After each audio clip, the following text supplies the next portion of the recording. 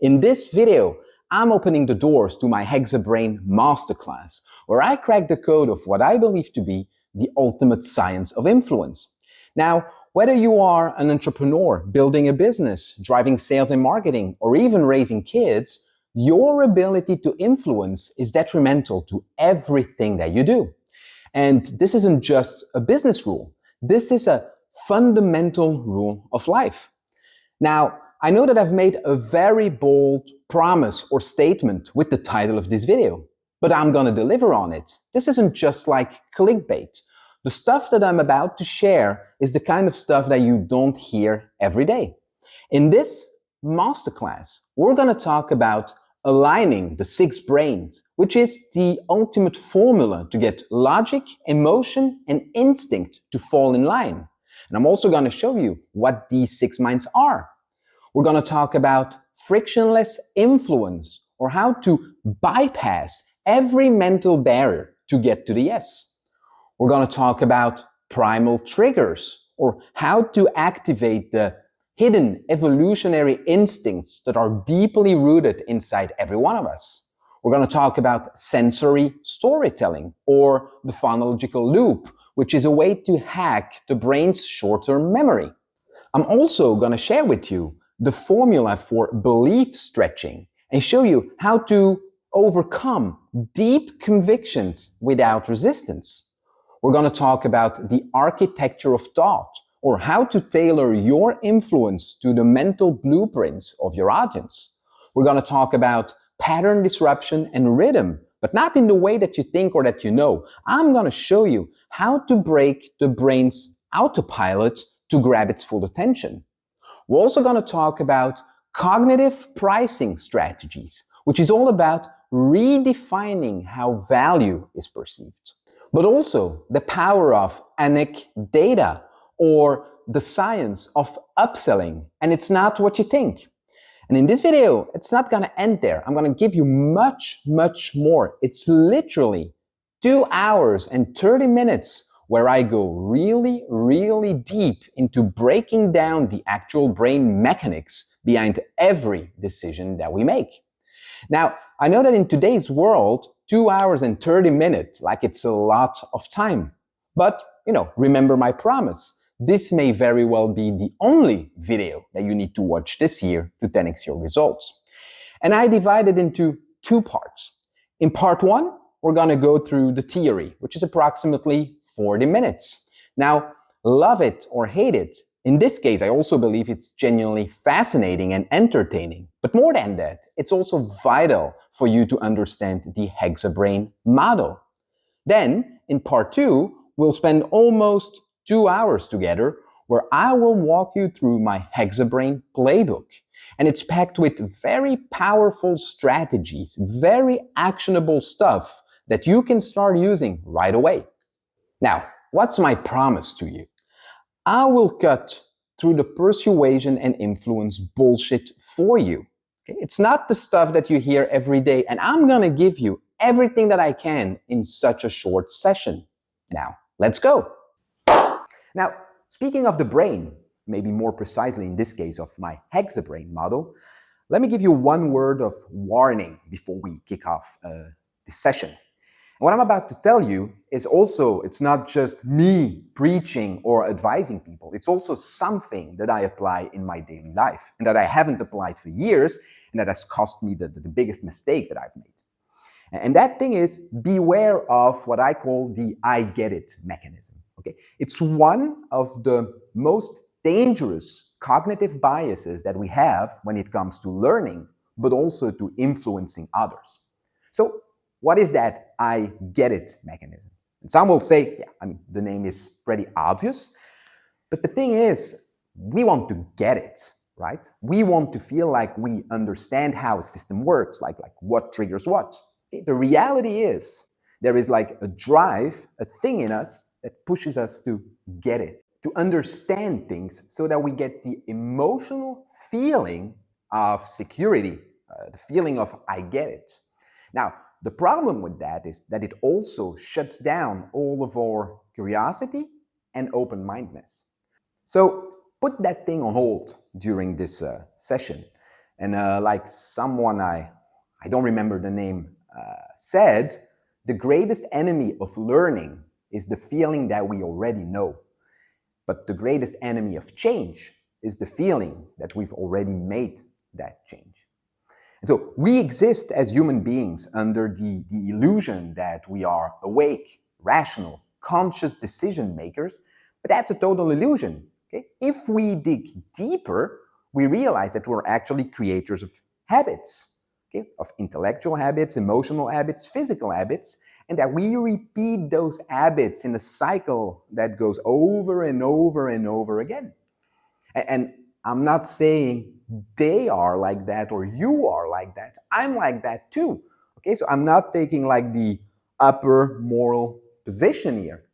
We are in this together. And so this begs the question, if you want to produce change, which is what I aim to do with this session, I want you not just to listen, that's great. I don't want you just to share this video or this session or whatever. Great, also do it.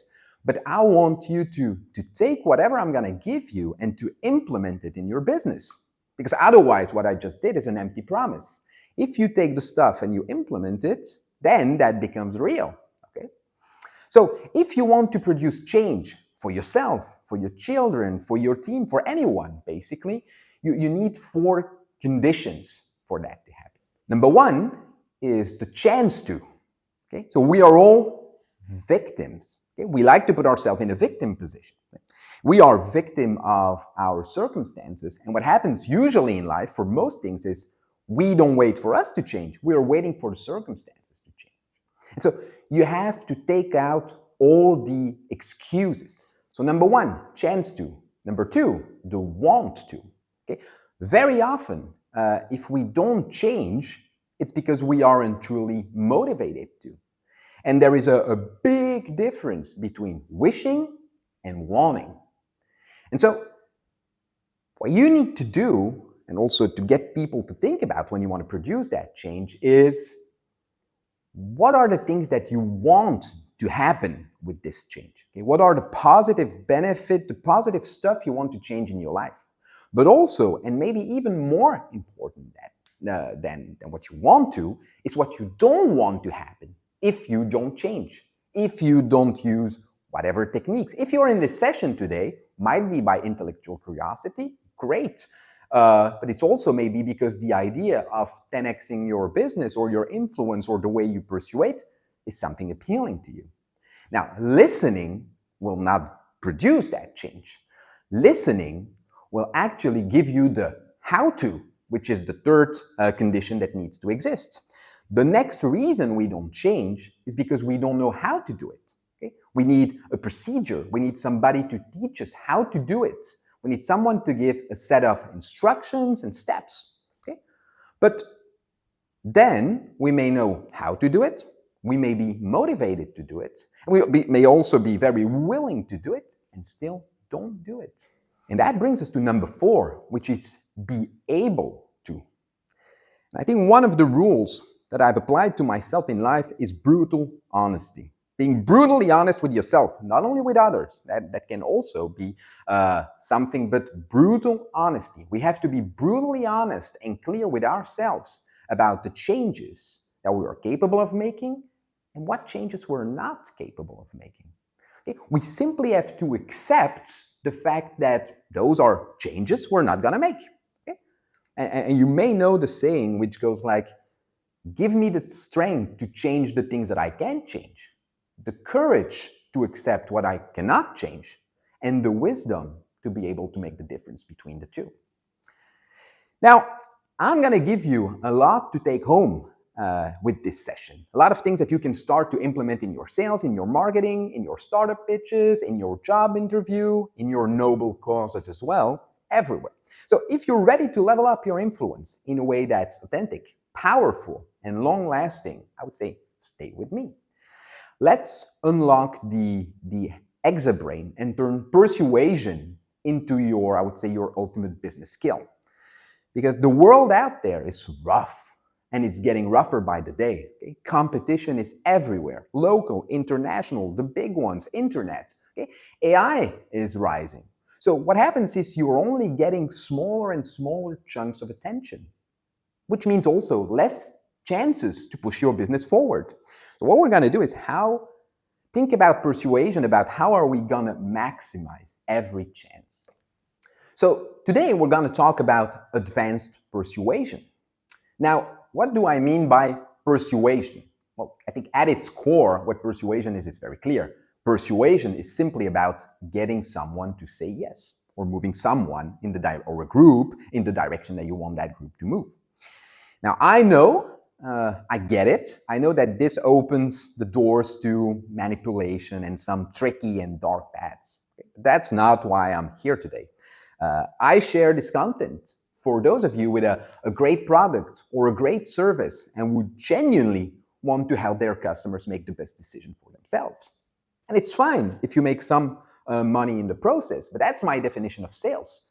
If you are ethical and you strongly believe that your product or service is a fit, and you strongly believe that the person sitting across or the organization sitting across will benefit from that, your job is to do whatever it takes so that that person makes the right decision for herself. But it's also work, of course, if you run a startup and that you need the funding, if you are fighting for a cause and want to move it forward. Okay? What people ultimately do with this stuff is up to them. It's not up to me. That's my 1 second disclaimer. Now, let's dive in, because let me tell you that we have a long session ahead. So first, we went with the core definition of influence, but let me start by giving you a very clear definition of persuasion and influence. And my definition is persuasion is removing friction at all levels to let your message flow directly into the mind. So let me repeat that. Persuasion is removing friction at all levels so that your message can flow directly into the mind. And so the next question, of course, is what are these levels? Okay? So when we talk about making decisions today, we're going to talk about the real decision maker, which is the brain. And so today we're going to dive deep into what I call the hexabrain model. So it's a very advanced framework that is not only incredibly powerful, but it also genuinely has the power, as I said, to 10x the persuasive impact of everything you do and your results in the process. Now, removing friction at all levels of the brain, where are we headed with this? So the goal of persuasion, basically, is to avoid any kind of disconnect between the conscious and the subconscious brains. Okay? We want them both to say, yeah, that makes sense. So in your communication, whether it's written or videos or one-on-one, one-to-many, you have to embed messages and data that resonate with both the conscious and the subconscious brain. Okay? The alignment is key to get them both on board. What you want is things and your messages to make sense on a logical, on an emotional, on an intuitive, maybe even on a physical level. Okay? You want to align all dimensions of the brain, and for that, you need to stack as much of the necessary data and supporting factors that those different dimensions need. Now, let's talk about the 6 dimensions of the human mind. And then what I will do is I will break down for you exactly what are those supporting factors and the data that each of these dimensions specifically needs. Now, if it seems a little bit confused to you right now, it's okay. I'm gonna break it down and I'm gonna make things way simpler as we go. But before we dive into the actionability and the full hexabrain model I came up with, let's maybe start with the basics. Let's begin with something that you're probably, I would say, already familiar with, at least on the surface, and it's called the triune brain theory. And so the triune brain theory is a concept that was introduced by the neuroscientist Paul MacLean in the 1960s. And so the idea is kind of simple, actually. And it's as our brains evolved over millions of years, we've added layers of complexity. And so we are now left essentially with 3 brains into 1. So let me draw that for you. This is my most beautiful brain, by the way. This is the brain, okay? And so the first brain is the reptilian brain, or our physical brain. It's that ancient part that is located on top of the spinal cord. And it's also very similar to the brain structure that is found in reptiles. So we got the reptilian brain, which is, as I mentioned, the physical brain. This is how we're gonna physical brain, which is how we're gonna call it moving forward. So this brain came first, and it evolved to ensure survival in a physical world where immediate responses to danger were critical. Like a big cat incoming. Well, if you didn't react at that moment, you were in for a tough ride. And so the reptilian or physical brain is all about fight or flight. It focuses on primal instincts, things like safety, power, domination, eating, territoriality. This is my place, this is my spot. Aggression, reproduction, or sex. It's focused on the physical, raw, down-to-earth realities of life. It's about reacting to the environment, keeping yourself safe. It's always seeking security, and it's also satisfying those basic needs. And so you can think of this brain as the lizard brain. It reacts to stimuli without any form of conscious thought. Like, for example, when you instinctively pull your hand away from a hot surface before you even realize it's burning. Or, when you walk in the woods and you see like a snake-shaped stick on the path, well, it's that brain that makes you freeze and gets your heart pumping, ready for fight or flight before you even realize, well, it's just a stick and not a snake. Number two is the mammalian brain, or the emotional brain. So, mammalian, with the amygdala and stuff. So, emotional.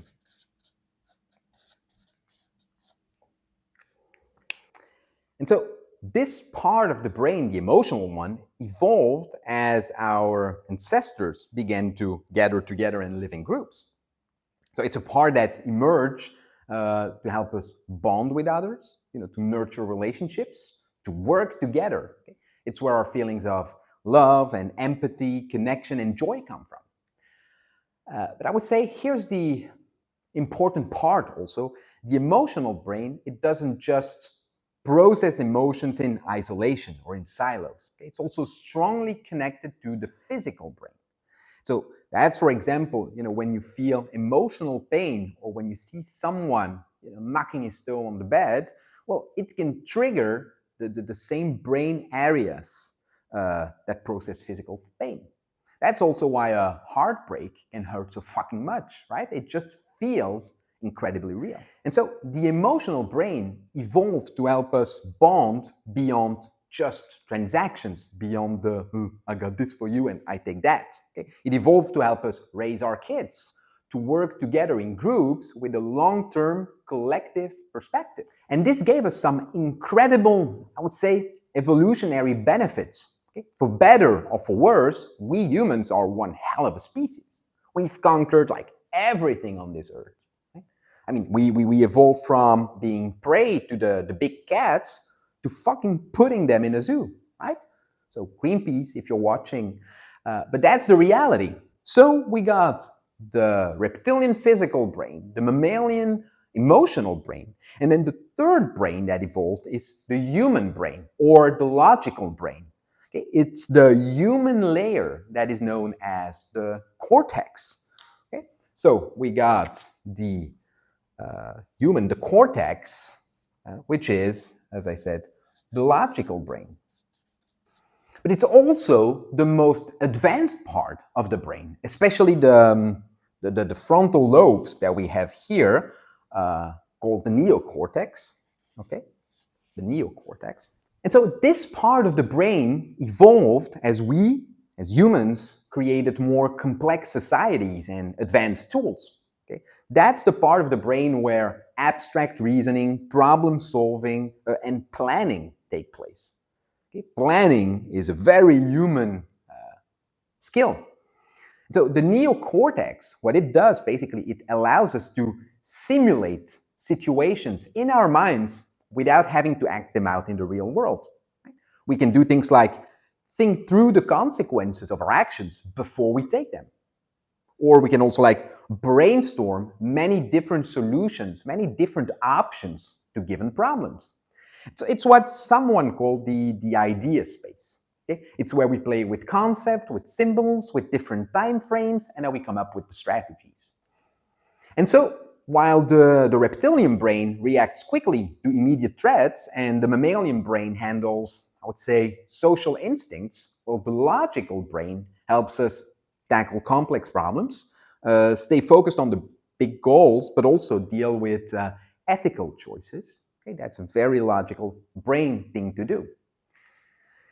Now, before we go any further, because this is just scratching the surface, believe me, there is something that I need to tackle, right? I got friends who are neuroscientists and multiple PhDs and all of that stuff, and I know that they cannot or couldn't help, but jump in and say, oh, but Dr. Paul MacLean theory has been disproven by modern science and blah, blah, blah. No, it has not, or at least not entirely. So you could say that yes, on an anatomical or biological level, parts of the theory have been updated. Right? So what he initially believed is that certain cognitive responses only happened in very specific areas of the brain. And that has been disproven, okay? But the core principles of his theory, or at least I would say the framework of thought, well, they remain as valid as ever. And I'm going to prove that to you as we move forward in this video.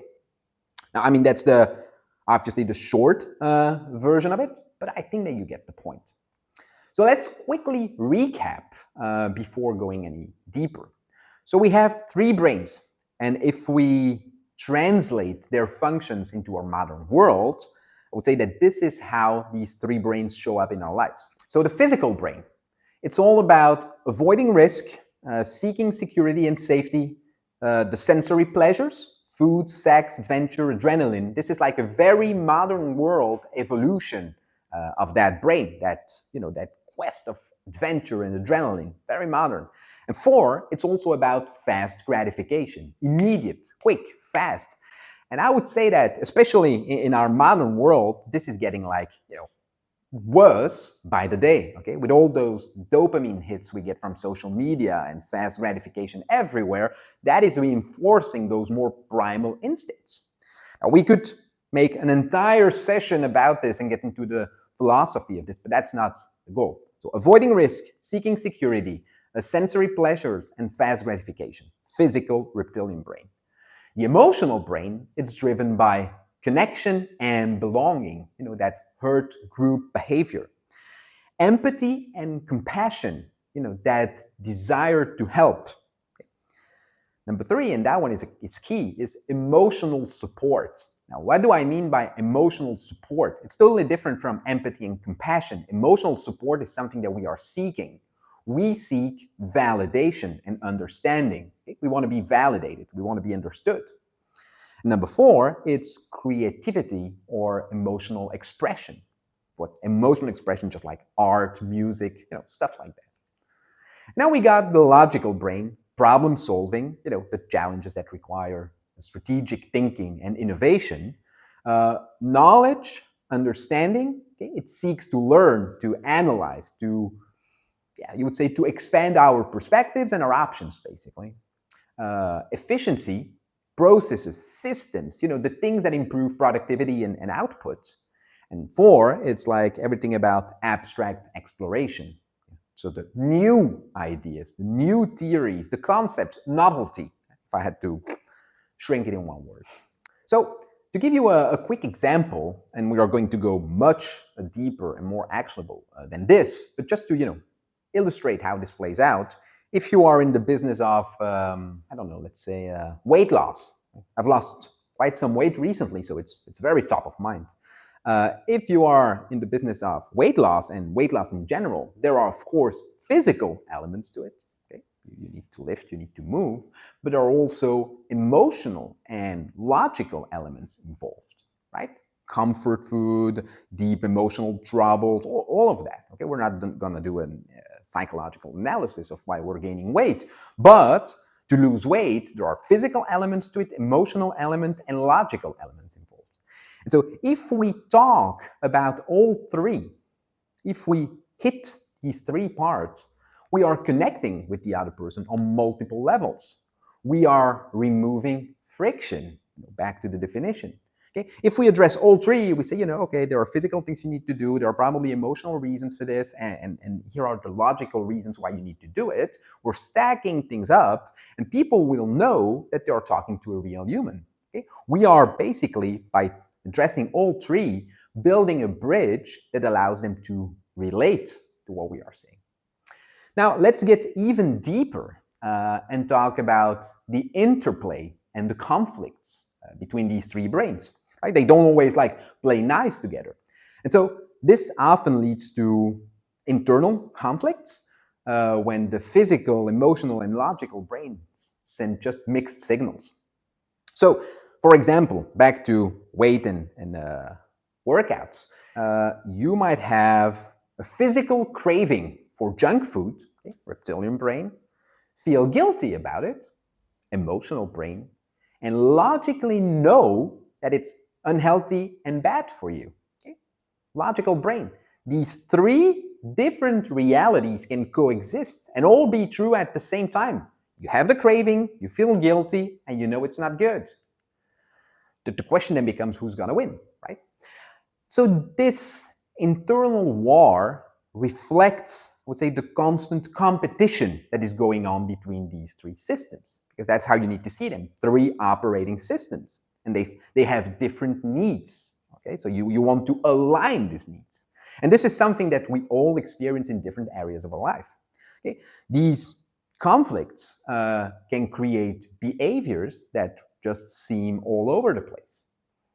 1 minute you might make the rational plan to exercise and just be ready to hit the gym, and the next, well, you are skipping that workout and just for a quick fix of comfort food. Each of these brains can and do drive behavior, and often they pull us in completely different or even opposite directions. Now, I want to keep this session at a big picture level, at least on the theory, but I want to zoom into the micro level just for a moment. So, we all have a natural, it's very important to understand, we all have a natural pull, a natural tendency toward one dominant brain type. Okay? Meaning that we tend to rely on one brain system more than the others. Okay? That's called the primary function. And the primary function shapes our natural strengths and our preferences. Now, on top of that primary function, we have a secondary function. It's one that complements the primary one. So, you might be primary function, logical, secondary function, physical, right? So that the primary will be the lens through which your natural strengths and preferences are shaped, and then the secondary function, the physical in this case, will come and complement that. And then there is the shadow function. It's the third one. So if you're logical physical, the third one is going to be your blind spots, and by definition will become your weaknesses.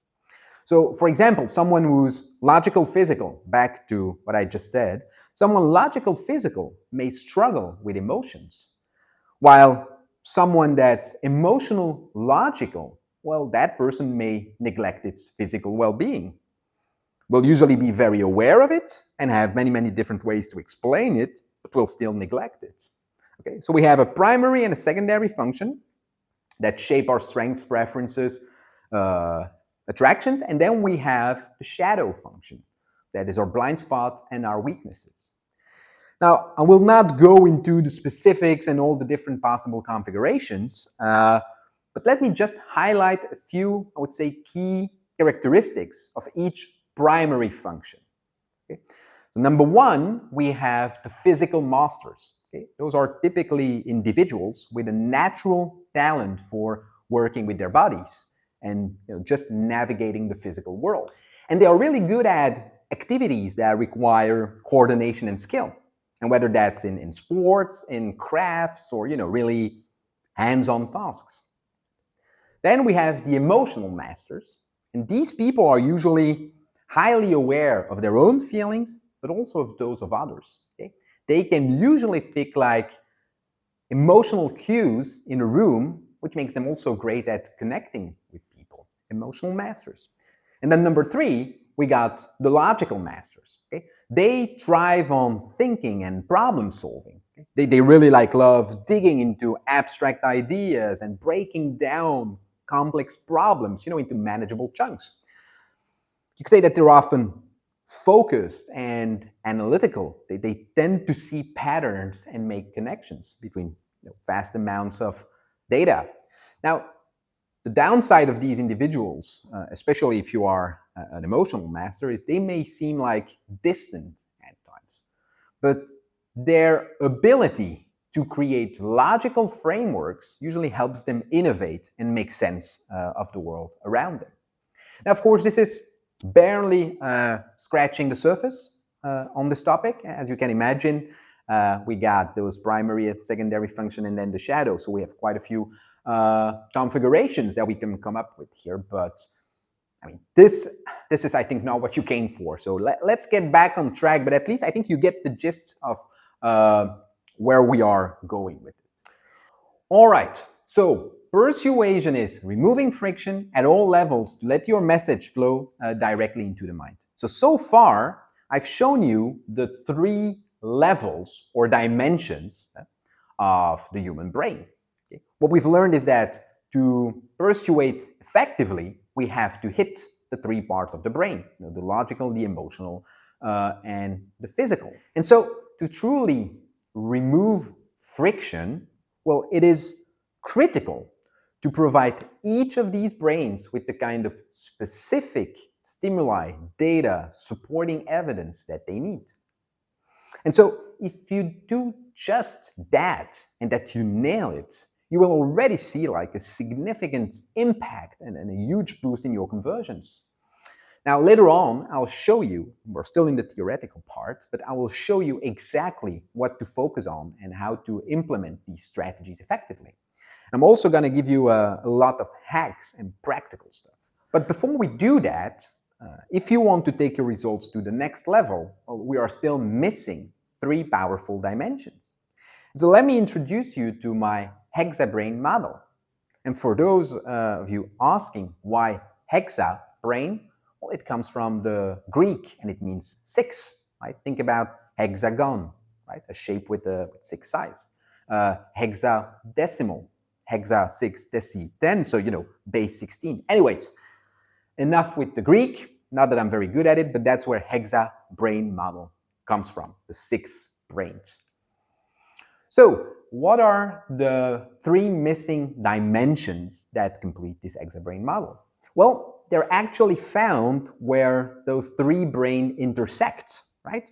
Now, what do I mean by that? I would say let's take a trip back to primary school. And let me try to draw my most beautiful Venn diagram. Yep. Yeah. Okay. So here we go. So we have, of course, I forgot, so we got the physical, the emotional brain, and the logical brain. So we have these 3 brains. And so when these 3 intersect, let's forget about this one for a moment, right? This is the sweet spot. This is when you hit them all, okay? Hopla. This is the target that you have. And so when these 3 intersect, they reveal what I believe to be, if I may get a bit philosophical this time, the 3 primary quests of humanity. Okay? So let's think about it together for a moment, right? So what's the logical interpretation of the physical? Okay? What's the logical observation of the physical? It's science, right? Science. So, for example, Newton used logical analysis to connect the physical phenomenon of falling apples to the motion of the planets. And he came up with the law of gravity, science. So the logical interpretation of the physical gives us science. Now, what's the emotional interpretation of the physical? It's art, okay? Art. The emotional interpretation of the physical is art. Art transforms the physical world, color, sound, form, movement, not to represent the reality as it is, but to trigger the emotions. And so this leaves us with number 3, the last intersection. What's the logical interpretation of the emotional? So as I said, we got the emotional of the physical and the logical of the emotional. The logical interpretation of the emotional is psychology. Okay? Psychology. So basically, psychology uses like systematic reasoning, the logical, to make sense of the emotions, the thoughts, and the behaviors. Okay? It's breaking down our experiences into theories and then experiments to understand what's really going on inside of us. And so everything that we do fits into one of these quests or categories, if you want. And so this all brings us back to my hexabrain model, or PAPLS, as I call it. Let me draw that one so that we now can convert these 6 dimensions into a hexagon. Right? The PAPLS. So, because the intersection is a nice thing, but I think that sometimes if you have like something that's visually makes sense, it's also easier to retain. So I'm going to attempt again to draw a beautiful hexagon. And so we got our 3, I would say, brains, or 3 cardinal points, which are the physical brain, the emotional, and the logical. And then we got their intersections, right? So the logical interpretation of the physical, science. The emotional interpretation of the physical, again, art. And then we got the logical interpretation of the emotional, which is psychology. PAPLS, okay, PAPLS. And sure, I know that some will say, oh, but these are not the only quests of humanity. To those, well, first of all, I did not say the only quests. I said the primary quests, right? But also you need to think of them more as overarching themes, right? In the broadest sense, not as their strict definitions. So for example, science is the understanding of the world. So we have science in there with the 3 majors, but we also have geography, history, economics. The understanding of the world is science. Then psychology, again, it's more about society and behavior. Okay? One could argue that sociology, for example, is a psychology at scale. It's psychology at a societal level. And same goes for art. Okay? See it more as art, expression, and connection. Literature, music, maybe even spirituality could fit in there. So, all right, now we've got the full theory covered, the 3 brains that lead to the 3 primary quests of humanity, and together they form the 6 dimensions of the mind. Or, in other words, all the levels of the mind. If persuasion is removing friction at all levels of the mind to let your message flow straight into the mind or into the brain, well, the only challenge we're now left with is, how do we do that? Okay? How do we remove friction across all these levels? How do we bring the mind's critical defense mechanisms down to let your message sink in deeply? How do we communicate in a way that aligns and connects the subconscious and the conscious? And so let's get practical. Okay? Let me share my Hexabrain playbook with you. And what I'm about to share is what I believe to be the ultimate blueprint for persuasion. Okay? The exact secrets, techniques, and brain hacking strategies that top influencers, industry leaders, master negotiators, use to dominate their fields. And so whether you are in marketing, sales, launching a startup, shaping politics, or driving change in an NGO, if you apply what I'm about to share, it will be a total game changer. Okay? And this isn't just like theory. Okay? What I'm going to share are powerful, raw tactics that work in every area of persuasion. So imagine being able to know 10x your results, sway minds, inspire action, ignite passion, right? So sometimes I get a bit carried away about this, but that's the idea. So is there more to what I'm going to share to this topic? Yes. But I try to really collapse it down to the essentials and most practical techniques. And once you grasp these techniques, it will transform your approach to marketing, to negotiation, to leadership. Now, don't be fooled if some techniques seem to be simple or, I already know that. Okay? It's not about what you know, it's about what you do.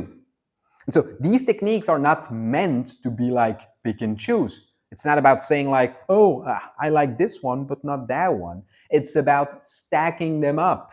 Okay?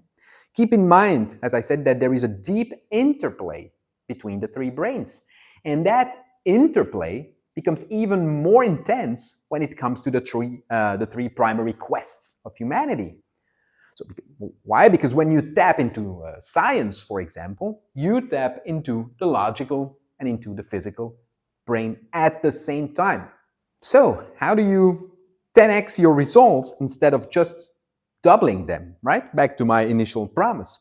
Well, it's about removing all friction, not just some friction. That's how. That's also why my definition is, I think, the most complete you can get. Remove all friction at all levels. Now, I would say let's go. So maybe important, I'm not going to follow the order we've been through. So I'm not going to start with the three basics, physical, emotional, logical, but I will start with their intersections with science and psychology and art, because by doing so, well, we'll already be touching some of the most basic levels. Remember, the intersection of them all. So now, don't worry. I'll also, before the end of this session, circle back and give you some high-level guidance and examples here as well. Now, number one, science. Okay, let's start with science. Number one. Now, how can you help science in the context of persuasion? We use science to rationalize. So you need to use science in a way to help people logically make a decision that they've already made on an emotional level. Right? The emotional level is at the opposite, but you use science to help them make a decision that they've already made emotionally.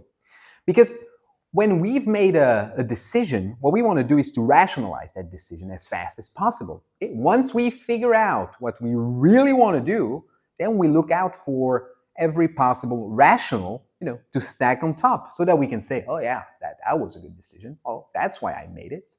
Okay. And research is very clear about this. Research has proven that on average, the real decision is made like 7 seconds before we're conscious of it. Again, some will say it's not 7, it's not always true, but the idea is the real decision is made on an emotional level before we are conscious of it.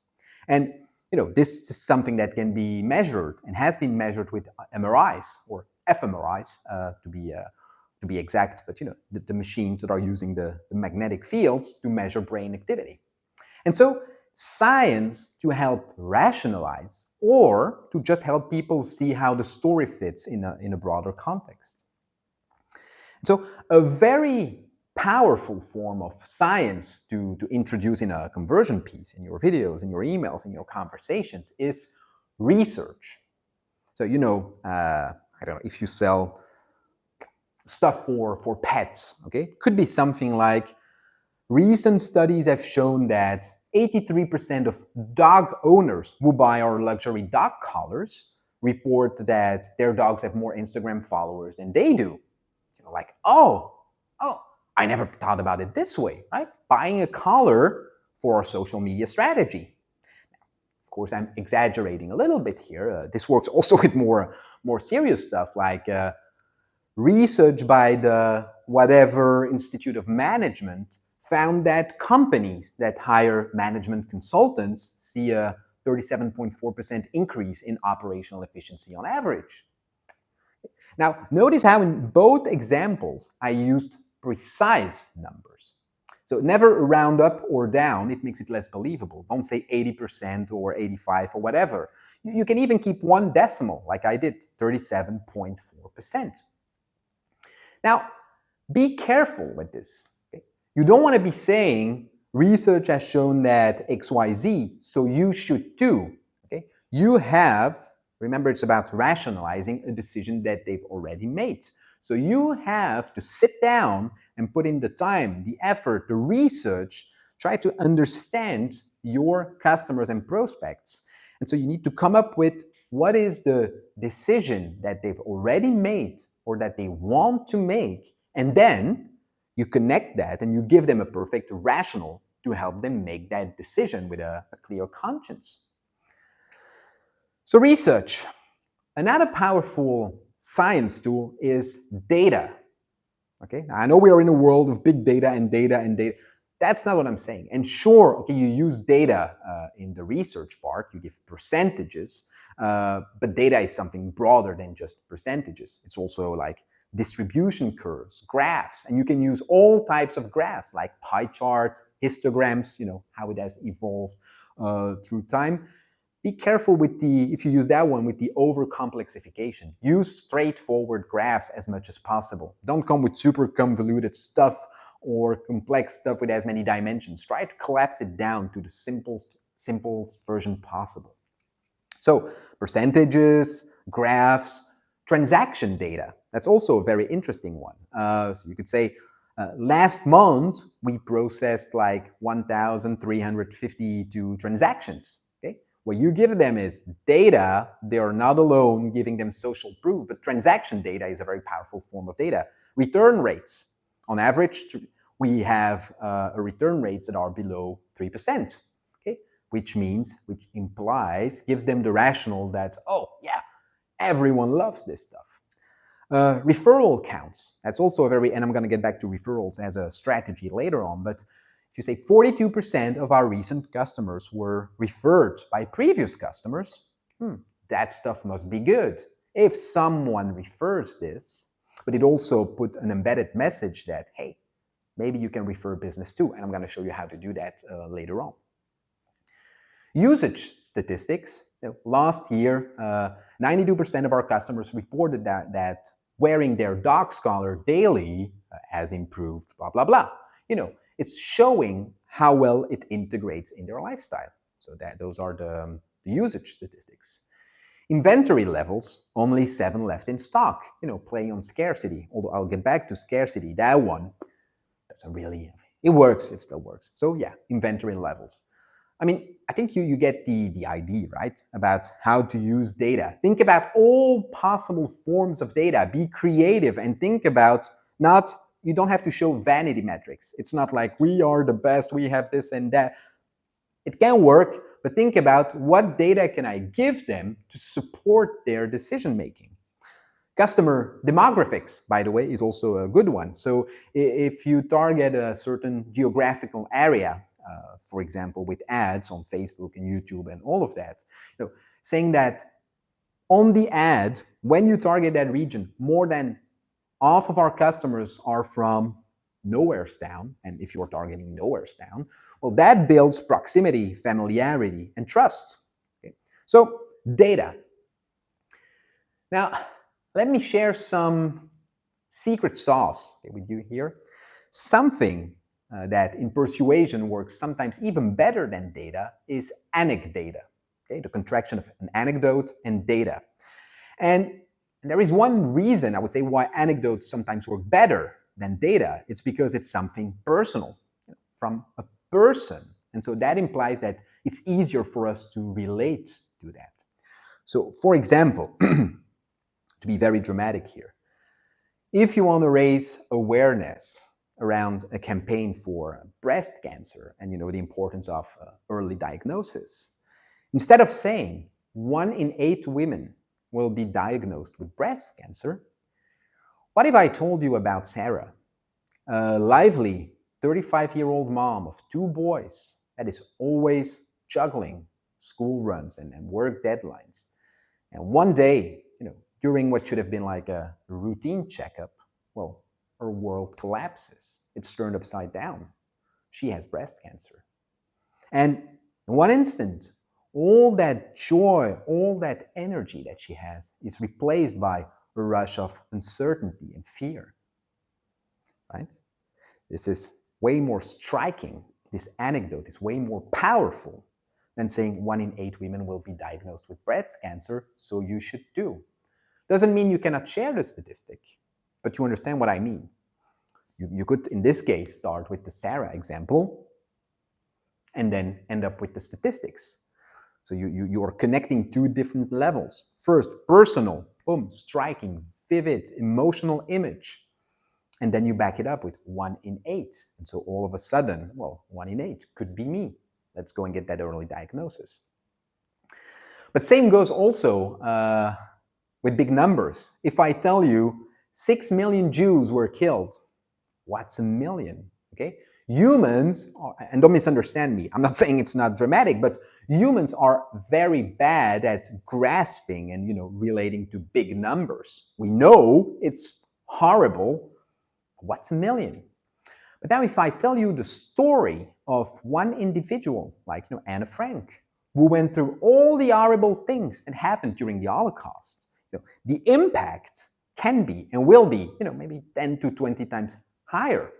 Although what we just did is we divided the horror by 6 million, right? We started from 6 million Jews and we brought it back to one person. So we divided the horror by 6 millions, yet the impact is going to be way higher because that individual, you can relate to the individual. You can imagine what it would like to be, what it would be if you were that person. And so when it comes to persuasion, sales, marketing, whatever, you can use anecdotes as your data. Another tool that falls under science, and there are many, of course, but is history. Okay? Telling about the history of something does 2 things. One, it can trigger some feelings, but it also can position you as an expert, at least if you do it well, right? Don't be boring. Don't be like in 385 before BC, No, that's not what we're doing. You need, again, always think about how can I help people rationalize this decision? How can I give them all the supporting data to help them make this? And so whatever you use should be directly related to the outcome. So for example, if you are selling organic food, you could say something like, in the early 1900s, people relied heavily on local farmers for their food. So back then there were no chemicals, no artificial growth boosters, no processed junk food. And all of this ensured quality and freshness. And today, if you wanted to get the same amount of vitamin C from apples as what you got back then from one apple, you would have to eat hundreds of them. And which is true and dramatic, by the way. But you would have to eat 100 apples today or 60 or whatever, but a big number. 60 apples or 100 apples of today to get the same amount of vitamin C than you did in the 1900s, early 1900s, even maybe up until the 1950s. So you get the gist, okay? Now, under history, you can also use historical trends, innovations, evolutions, right? The smartphone we have today evolved from the early portable radios in the 1950s. Okay, interesting fact. You can connect to historical values, historical wisdom, okay? Your creativity here is the limit.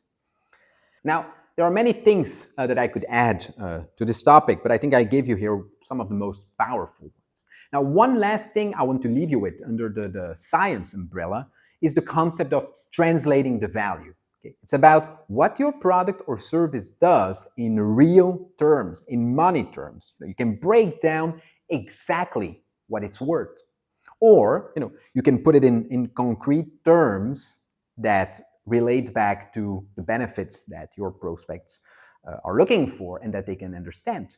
So you can say that this product or service, you can state that as amounts of time saved, the exact weight that is lost on average. It could even be things like, spouse attracted if you're in dating advice, or divorce avoided, if you're a divorce counselor. Break down exactly what it's worth, translate the value in terms that they can understand and that they can relate to, right? That's tied to their goals and objectives and fears and all of that. The basic stuff from marketing. Now, on to number 2, psychology. Okay, so psychology. Number 2, which is, again, the logical interpretation of the emotional. So when we tap into psychology, we tap in the logical and in the emotional. And just like it was the case with science, there are thousands of things that I can say here. But there is a framework of thought that I've used for years now, and it's called the 6 major weapons of influence. And it comes from the book Influence, the Psychology of Persuasion by Robert Cialdini, which, by the way, is a must-read. But hey, luckily, today I'll share the most actionable insights with you. Also important, I've updated these insights to be tailored for today's reality. Because the book was written, I think, 1985 or 84, the first version. So it's absolutely not outdated, but the world has evolved. These techniques have been used and overused, so people got immunized to a certain level to some of these techniques. So I'm gonna still, but they are still very, very powerful. So I'm gonna walk you through this, but maybe when I give you an example, I'm gonna tell you how to use it in a modern way, because, well, it got more complex. So weapon number 1 is reciprocity. Okay, reciprocity. Yeah, you get the gist. Reciprocity. So it seems, what is reciprocity? It seems like there's a system in many mammalian brains, the emotional brain, that remembers and tracks what others did and didn't do for us. Okay? So it's the old give and take. And so let me share the fascinating study with you on the power of reciprocity, which was actually the original study, but that has been reproduced many, many times since in different variation and still very relevant and valid. But the initial one is the famous Coke experiment. I'm not talking about the Coke that you sniff, I'm talking about the one that you drink. So in that Coke experiment, in that scenario, participants, they were invited to take part in an experiment. But when they were in the waiting room, waiting for the experiment to start, they were actually unaware that this was the real test. Right? So there was no experiment following. The waiting room, where they were unaware that this was the test. And so what happened when they were waiting? Well, another fake participant, he was in on the experiment, let's call him a person A, right, walked into the room and went to person B, the subject, and in one version, person A simply asked like, hey, I'm selling some lottery tickets. Do you want some? And by doing that, on average, person A sold 2 tickets to person B. And so that is the first version. It's also what we call the control, right? It's the baseline for comparison later on. Something interesting. In this version, which is not about reciprocity, but which is more about having the balls to do stuff, is simply asking, simply doing already delivers results. How many times do we chain ourselves to false beliefs or fears, and we simply don't do the stuff? We simply don't ask for the stuff. Like even something very simple like getting a raise. How many people don't dare to ask for the raise? They complain a lot about it at home and to everyone who's willing to hear, but they're like, no, it doesn't matter. I will not get it. I shouldn't be asking it. Well, they simply don't do it, right? Anyway, simply asking, lesson number 1, but it's not a lesson from reciprocity. So, hey, I'm selling some lottery tickets. Do you want some? 2 on average. Then, in the other version, what they changed is that before person A asked person B to buy, person A first said like, hey, I'm gonna go and grab myself a Coke. You want one? And what they found is that even if person B said no, person A ended up selling 5 to 6 tickets on average. Okay? And even if person B said no, that's an interesting one. So that small act of offering something first triggered a sense of reciprocity, making B more likely to buy. Okay? And so it has also been proven that it doesn't have, and that's the scary part, it doesn't have to be proportionate. Okay? So doing a tiny favor to someone and then ask them for a huge favor makes that person very much more likely to do it because she feels like she owes you something. Now, I'm not talking about, hey, do you want a Coke? And by the way, can you give me $1 million? That kind of stuff rarely works, but you get the idea. There doesn't have to be a proportion. Now, how do you apply this to business? Well, it's kind of simple, actually. You have to make people feel better after they left you or your website. Okay? It's not about give them something. It still works. You give them something and then you pull them into your shop or whatever, but I'll take it to another level. You apply reciprocity by making people feel better after they left you or your website. And so in your conversion or persuasion process, you have to make sure that your prospect feels better off by interacting with you or your brand or your asset, whatever the asset be. So you need to make sure that you've already taken him or her one step closer toward the results that they want. And if you can, translate the value that it has, then what you just gave them, that step closer, translate the value. You're just multiplying the effect. So let's make this very concrete, maybe even about me. If you are a business owner struggling to grow his business and you just don't know how to convert more or to convert better, but here you are watching this free content that I'm putting out, well, the value you are getting from this is probably already giving you like dozens of ideas on how to level up your game. And if it doesn't yet, it will. So I've already brought you closer to your desired outcome, making you feel better after the interaction. And so, okay, it also positions me as an expert, which I like to believe that I am, but it's already giving you some proof that I'm highly likely to deliver if you were to pay me to solve that problem. Okay, so by giving you this free value, and you have no excuse, right? Today with a camera, or you can even shoot it from wherever you are, your phone, you can give value and disseminate and distribute that value out there for free, or almost for free.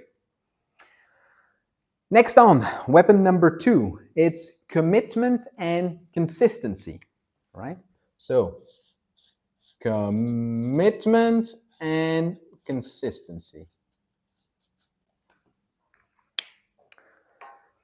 What is commitment and consistency? The basic idea is that once someone's self-image has been changed, or is positively associated with a desirable trait, societal trait, well, that person will want to stay consistent with that image that they've committed to. And so back to another experiment to illustrate that, right? So if we randomly ask people in the street, hey, are you willing to, donate bone marrow for children in need? Well, almost everyone's going to say no. It's a very, very, very painful process. Now, in the experiment that has been done back then, that has been reproduced again in many forms, ways, shapes, sizes since, and always yields the same results, if we first ask them to spend just 1 hour with kids who recently had a bone marrow surgery, we would get a lot more yes. Especially using reciprocity. If we first ask them to donate bone marrow, no, but we feel like a pull, and then we ask, we're willing, to spend just 1 hour with kids, then again, you will multiply the likelihood to get a yes. But even if we just ask them first to spend 1 hour, you will get a lot more yeses than if we just randomly ask, are you willing to donate bone marrow?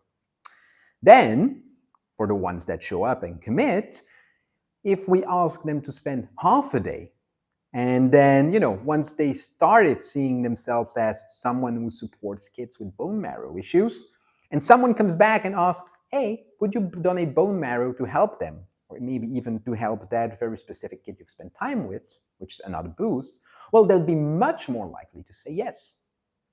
Now, from bone marrow to business, how do you apply this? Well, there are several ways to do that.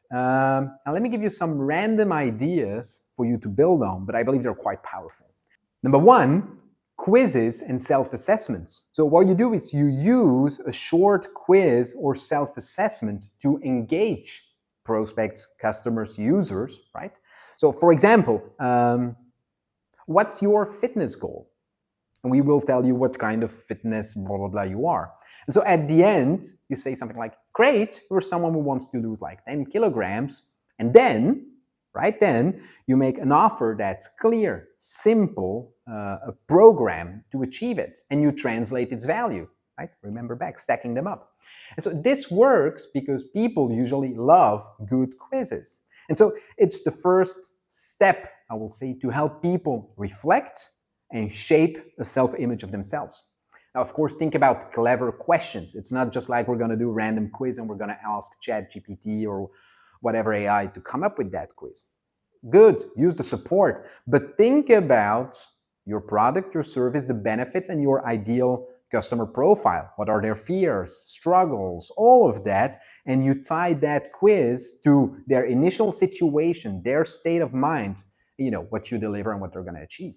Make that connection. And so you use that you build that into, you embed it into your quiz. Number two, another one, for example, in software, a free trial plus a specific goal setting. And that's key. It's not just a free trial. It's free trial plus specific goal setting. Now, what do I mean by that? So you offer a free trial, proof of the pudding and all of that. And then especially with software, free trials are, the cost is marginal. So you offer the free trial and you ask users right when they sign up to set a goal, right? You can even make that a condition. And so, for example, it could be in the next 30 days, I want to achieve X results, and you let them fill in the X. You can even put a certain number of characters in there, or use AI today, again, a sort of chatbot to prompt for more. That works. If you have a good chatbot, they can start giving something, and then the chatbot can prompt and say, why do you want to achieve that? Or let me understand it. And it prompts and it gives you, a lot of data. And so this initial commitment primes them to stick with the tool. It's not going to do everything, but the fact that what results they want to achieve, especially if you feed that information to your customer success team or sales team, and you provide personalized tips and tricks and support along the way to get them closer to the results, or to get them actually to the results. If you do that, you help them stay committed, and you also convert more paying users. And it's also a way for you to shine through that, customer support and all of that. That sets you apart. People still love support. They don't want to, especially, you can use the chatbots up front, but that's something else. But real, actual, human, accessible support, people still love that. At least I do. Number three, in coaching or even in consulting, it's about provide a free resource, like an ebook, a training, a masterclass, followed by a micro action. And the key here will be, of course, to provide a free resource that they want. It's something that is packed with value and that will, I think you know the drill by now, get them closer to the results that they want. And so you advertise that resource out there on the channels where your ideal customers hang. Could be LinkedIn if it's B2B, could be Facebook, Instagram, TikTok, whatever. You advertise that resource, which is also called a lead magnet, but you make conditional to its free download or access for users to reflect, right? It's like, just take 5 minutes and write down your top 3 challenges in whatever it is that you are solving. So again, feed this to your sales team, right? Then you can also follow up with a higher ticket offer, because now you can leverage their commitment to solving those problems, but you also know what those problems are and you know what they're expecting from it. So that was number 3. And remember, we're still within commitment and consistency, which is the second weapon of the series of 6 weapons. So number 4, let's look at upsell strategies that are based on previous customer actions. So let's say you are in the fashion industry, so that I can help the fashionistas out there. You could come up with something like a fashion subscription box, where you first, I would say, encourage your clients to select a few style preferences when they are signing up for the trial box.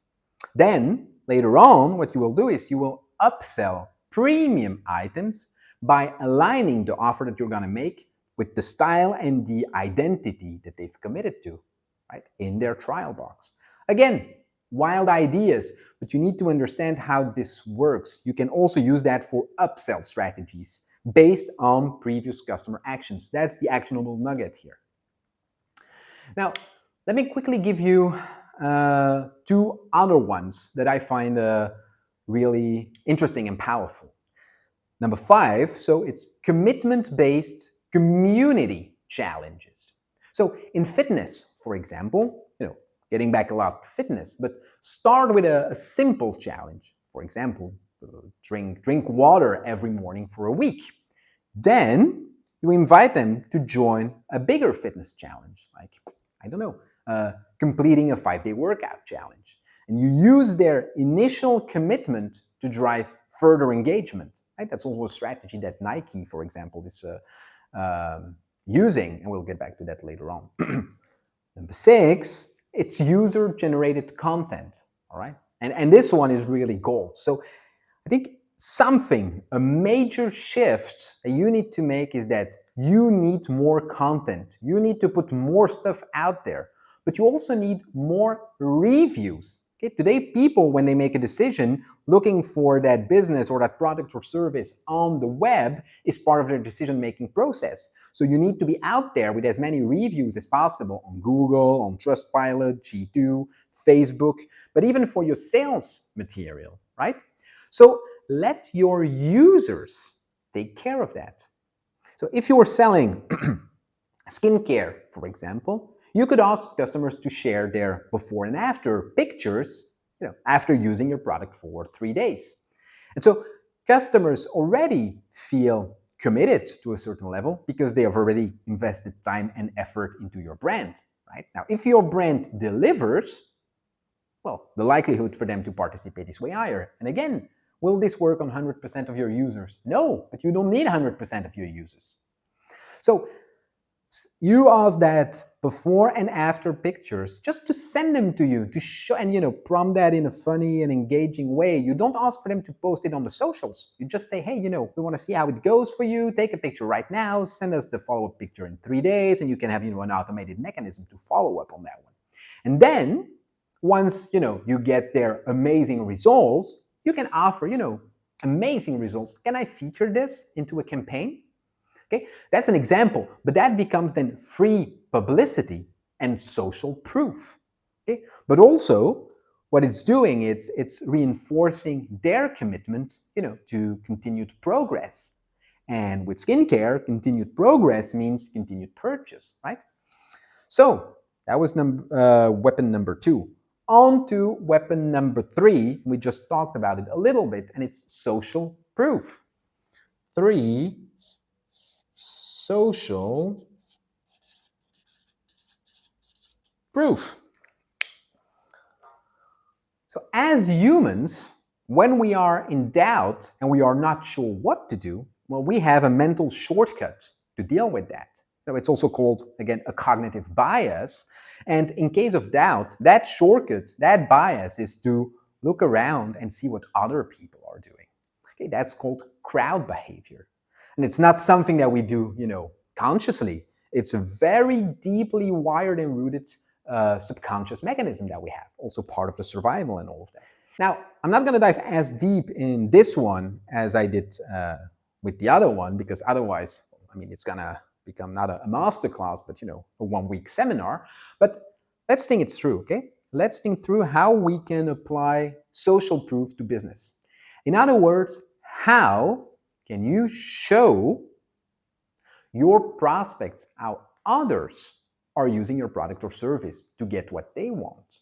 testimonials, right? We've just talked about it.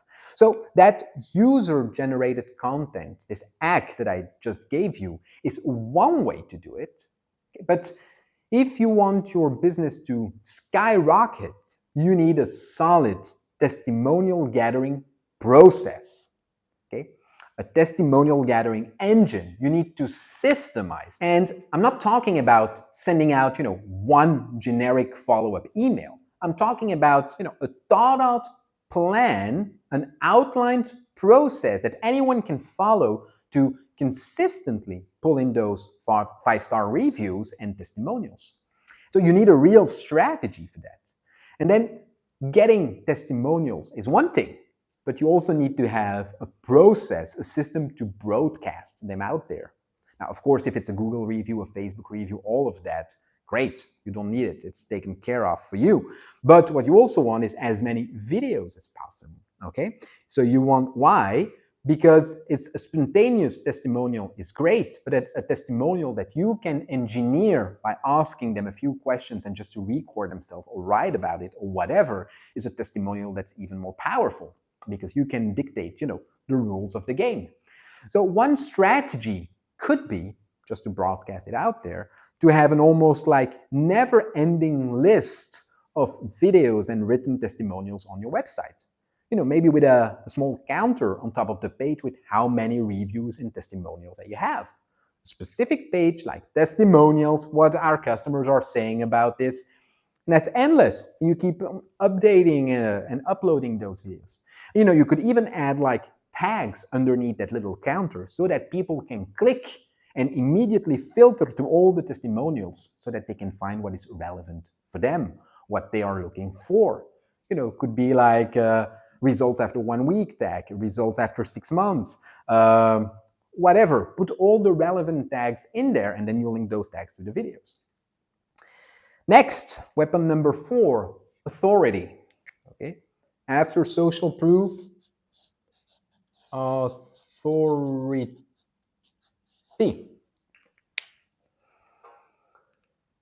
And so it has been proven in countless experiments that if we perceive someone as an authority or an expert or just, from a higher status than us, we're much more likely to comply with their requests. Now, the status of expert has been overused, right? Because everyone is an expert nowadays. But the question is not about using a title. It's not because you say I'm an expert that you become an expert, right? But there are some attributes to authority and expertise and status that I'm going to share with you. But the idea is the mere perception of being an authority is enough. And that's something interesting because the thing is, it doesn't have to be true. Now, I'm not suggesting anything crazy here, okay? I'm just pointing it out. The old fake it until you make it. Again, I'm not saying that you need to, if you're selling some skincare, I'm not saying that you have to say that you're a dermatologist or researchers in skincare. That's not what I'm suggesting. But what are the attributes of authority that you can borrow? So one of the most famous, I believe, experiment to prove this is called the Milgram experiment. Now, maybe the name will not ring a bell, but I'm sure that when I lay out the experiment, you will remember what it is. So the Milgram experiment was a groundbreaking, I think, psychological study that really shocked the world. Okay, it was conducted by a guy named Stanley Milgram, I think somewhere in the 60s, 1960s, at Harvard. And so what they basically do is they tested how far people would go in obeying authority figures, even when the orders that they get literally clashed with their own conscience. Now, I don't remember all the details and variations of the study because there were many, many, many. But basically, in the most primal version of it, participants, they were told to, deliver, and they had like a computer in front of them, something like that, and they had to deliver an electric shock to someone that was in another room, so an actor. So that person was in the other room, so they could not see that person, but they could hear that person. So they had to deliver an electric shock, and so they had to ask a question, And with each wrong answer, they had to give a shock. And with each wrong answer, that shock also got stronger. And the actor in the other room would then, at a certain point, scream in pain. And one of the last buttons they had to push said something like danger, severe shock. I think there were even variations with danger could lead to death, something like that. And so even when participants felt uncomfortable, because that's not in our, unless you're a psychopath, this is not in your deep nature to inflict pain to other ones, even when they felt uncomfortable and wanted to stop, the authority figure, that the person running the experiment, pushed them to keep going. They had a certain sequence of sentences that they had to use, but baseline or bottom line being they had to keep on going. And what's really interesting, but also scary, is that back then, close to 70% of the participants inflicted the danger, severe shock. I think they made variations where those numbers got higher, where they got lower, but the baseline being 70% of the participants inflicted the last shock. But almost all of them went to the level before that, and the participant already started screaming a few buttons before the last one. So just to show you how powerful it is. Now, what did it show? Well, it showed that most people would obey an authority figure, right? Even if it meant harming others. And that's simply because they believed that, that figure was legitimate and responsible and probably knew better. And my personal belief about this is that this is even more true today. I think it's gotten worse and that common sense isn't that common anymore. But anyway, that's a whole different debate. Now, how do you apply this to business without tying your customer to electric chairs? Well, the real question is, how do you position yourself as an authority in a way that connects to your prospect's biggest desires? Okay? That's what you have to find. So I could give examples, but I'm not going to do it here because it's really niche specific. The question is, what are your prospects' desires, fears, beliefs, whatever? What is it that you're solving? And how can you connect both of these in a way that positions you as an authority, right? The connection has to be perfect. Next weapon, number 5, liking, okay? 5, liking. The more we go into this session, the shorter it's gonna get, right? So that one, liking, says that we tend to be influenced the most by someone that we perceive as similar to us because we have a natural tendency to like people like us. So the more we like someone, the more likely we're able to be influenced by them. It's also it falls under liking the idea that on average, people that are better looking, that positive trait is also associated with smarter, etc. Unless for certain exceptions, like models are not especially usually associated to being very brainy, but that's more like a bias that comes with the job, not with the looks. We're also more intimidated by people that are better looking and stuff like that. But back to the basics. The more we like someone, the more likely we are to be influenced by them. Now, how do you apply this to business? Well, you combine this weapon with authority, right? So you speak to whoever you want to influence in the voice of an idealized version of themselves. And that's a very important concept that I want you to have.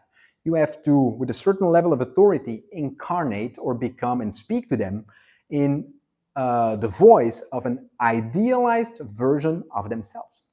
So you will use the tone, the vocabulary, the rhythm of them, but at the next level. Okay, so think of it this way. People don't want to learn from someone that's too different from them, okay, liking, but they also don't want to learn from someone that's much better than them, because that makes it like unattainable, or even from someone that's just like them, right? You don't want to hear financial advice from someone that's in the same financial situation as you are, right? You may want to listen to Warren Buffett or Bill Gates or whatever, but again, that feels so disconnected. right? So it's that, and not from someone that's too different. That's what I said. So you want that idealized version. So in an ideal world, they want to learn or listen to someone that's maybe, I don't know, 25% more involved than them, 25 to 50%. And so you have to be basically, what does that mean? That means that you have to be a little bit more honest about the reality of life than they would. You have to be a little bit more honest about how you do things, share a little bit more than they would about the problems you have and the flaws and the things that kept you, that blocked you or kept you from gaining what you want. And that's what I mean by use the words, tone, rhythm of them, but at the next level. And to be able to do that, you need to do your research. Okay, you need to talk to your customers. You need to go online. You need to find the specific words that they are using, maybe even in the specific order that they use. Okay, it's finding out what I call the architecture of their thought, right? So that when you communicate with them, you can say the exact words that are important to them. Last one, number 6. Scarcity. Scarcity. Okay, I broke my pattern here. It's a longer word than just a heart. But anyway, what is scarcity? The core principle of scarcity is that there is nothing as motivating as a rapidly diminishing supply of something that you want. That's the definition of scarcity that I like the most. So let me repeat it for you. There is nothing as motivating as a rapidly diminishing supply of something you want. And we've seen this work even to the extreme many, many times when people get into fights in stores because there is a high promotion on Nutella, the Choco stuff or whatever. Okay, so by the way, this doesn't only work that with products. This also works very well with information. Okay? Scarce information compels someone and compels people to do something with it. Now, scarcity is a trick that's used everywhere. It still works very well, but it's less effective than it used to be. So I'm not gonna go with the techniques we see all days, like, only 2 left, or if you don't join this free training in the next 7 hours, it will be gone forever, erased or whatever. That works. You can stack that, but it sometimes also lower the believability. And so it also depends of who's your customer. Are they more inclined to believe that or not? It will also depend of, the intensity with which they want something, right? If we're talking about the latest iPhone, when they just release it, yeah, chances are that only 2 left in a store will be very compelling. If it's about training that they might be interested in, well, less compelling. So let's think outside of the box, okay? And even if I hate the cliche expression, but for lack of a better one, let's think outside of the box. So what are a few creative ways to use scarcity? And I will give you maybe for products, for services, and for both of them, right? So for products, a concept that I like is expiring editions, right? It's not like we only have 3 of that available everywhere commodity, but it's a specific edition that expires at a certain time. You can also put a number on there, right? It works both ways, or maybe even in combination. But for example, you can make a line of clothing or gadgets that's available for purchase only for 24 hours or 500 units.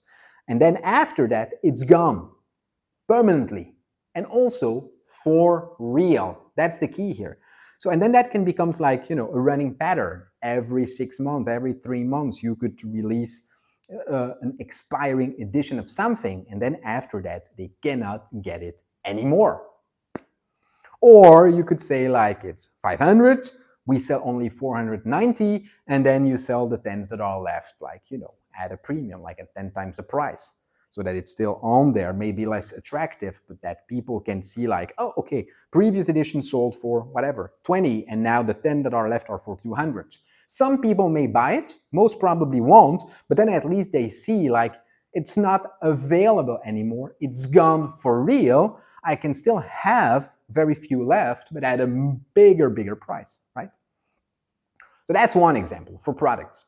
For services, if you are in a position to do this, and actually, let me even argue against myself. Maybe even if you're not there yet, a powerful concept is limited client slots, and then you give some, priority, perks, or access.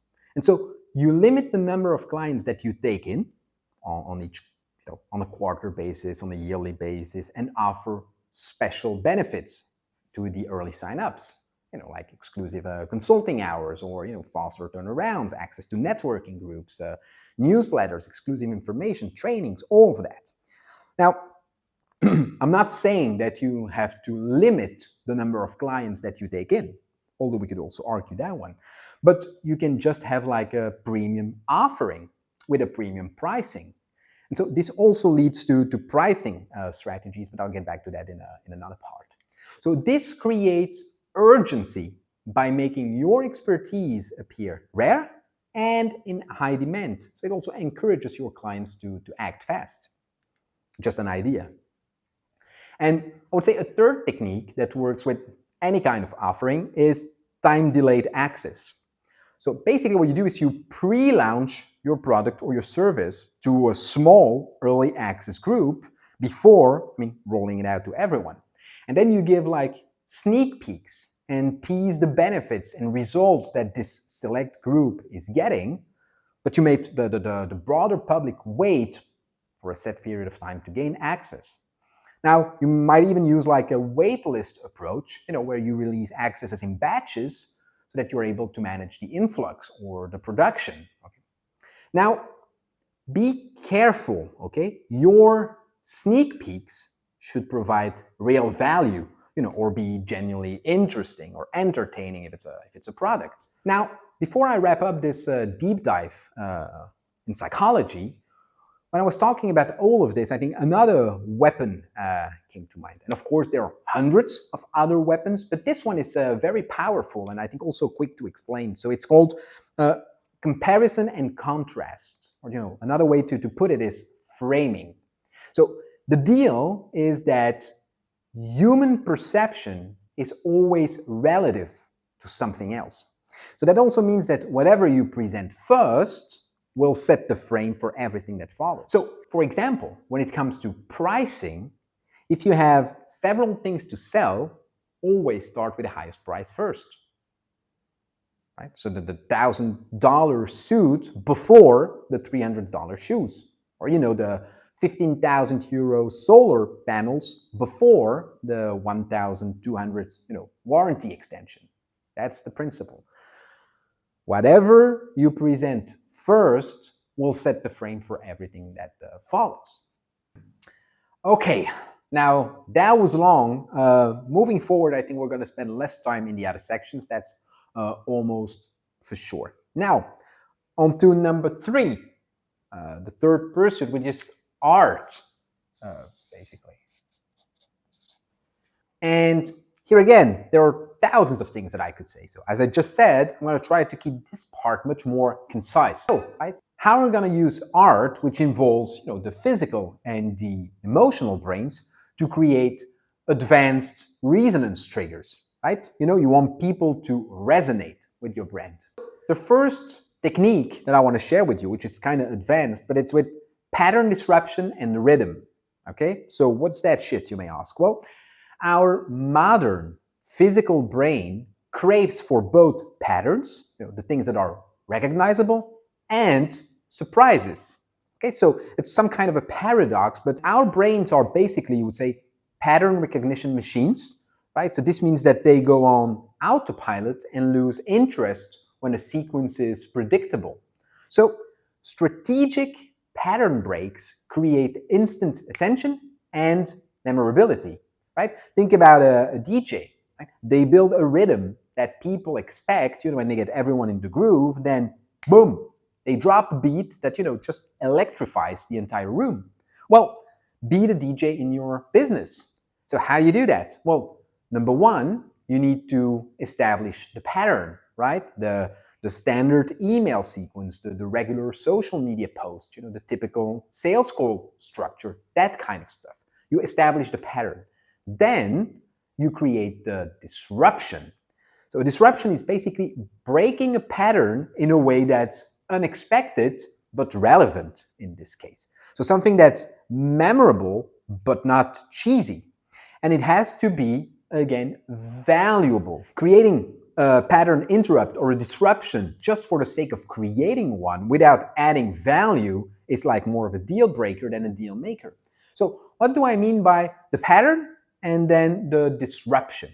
So for example, if someone subscribed to your mailing list, well, you could send like 3 educational emails. So that's the pattern. We subscribe to a newsletter, we expect to receive emails.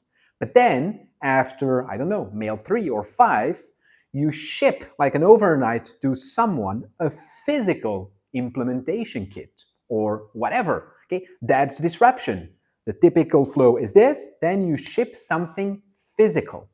Okay, so another example would be in a standard sales meeting, and that works both face-to-face and online. The pattern is we go through the standard discovery, then the presentation, then the proposal.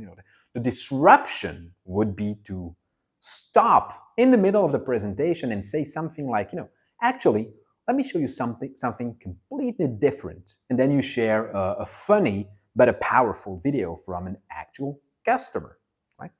Same goes with social media. If your regular style is polished, well, then you could introduce like disruption with a raw, unfiltered behind the scenes. And so creativity is your limit here, okay? But I mean, a framework of thought that I can give you to get there is, okay, whatever the interaction, whatever the touch point that we have in the customer experience or the flow, what is the traditional pattern? What is the pattern of our social medias, of our meetings, of all of that? What is the traditional pattern? And then what is it that our customers want, or what can we deliver that then creates an interruption in a way that adds values or, releases pressure or whatever. Okay. Now that's pattern disruption. Okay. When it comes to rhythm, which was the second one in this group, the idea is that human attention works in cycles. Okay? So what you want to do is you want to align your communication rhythm with these cycles so that you can then supercharge the engagement. So let me give you a few examples. Okay, we're going to try to keep it very business and standard cases. So in presentations, for example, you should switch between high and low energy, like every 8 to 12 minutes. Now, I don't say you need to have like a counter or something like, oh, now it's time to go high or it's time to go low. But 8 to 12 minutes is, I would say, to get in sync with the natural attention spans. And this is a way to keep your audience engaged and responsive. Now, how does that apply, that rhythm part, and how do you connect that to something functional in writing, for example? So you will use short sentences when you are building the tension, and you will use long sentences for emotional release, right? Short tension building, boom, high energy, and long, low energy, for that emotional release. Another one, very powerful, is called the phonological loop. So we all have, 5 senses. We are in the physical art, right? And all our 5 senses have buffers. And so what that means, a buffer basically, is that it takes a little while from between the moment when we perceive something or hear something or touch something and when it actually sinks into the brain and gets registered. Okay, that's a buffer. And so the phonological loop is our auditory buffering system. So when a sound enters our ears, well, you could say that it bounces around like into our short-term memory for a few seconds until we figure out what to do with it, right? Is it important or not?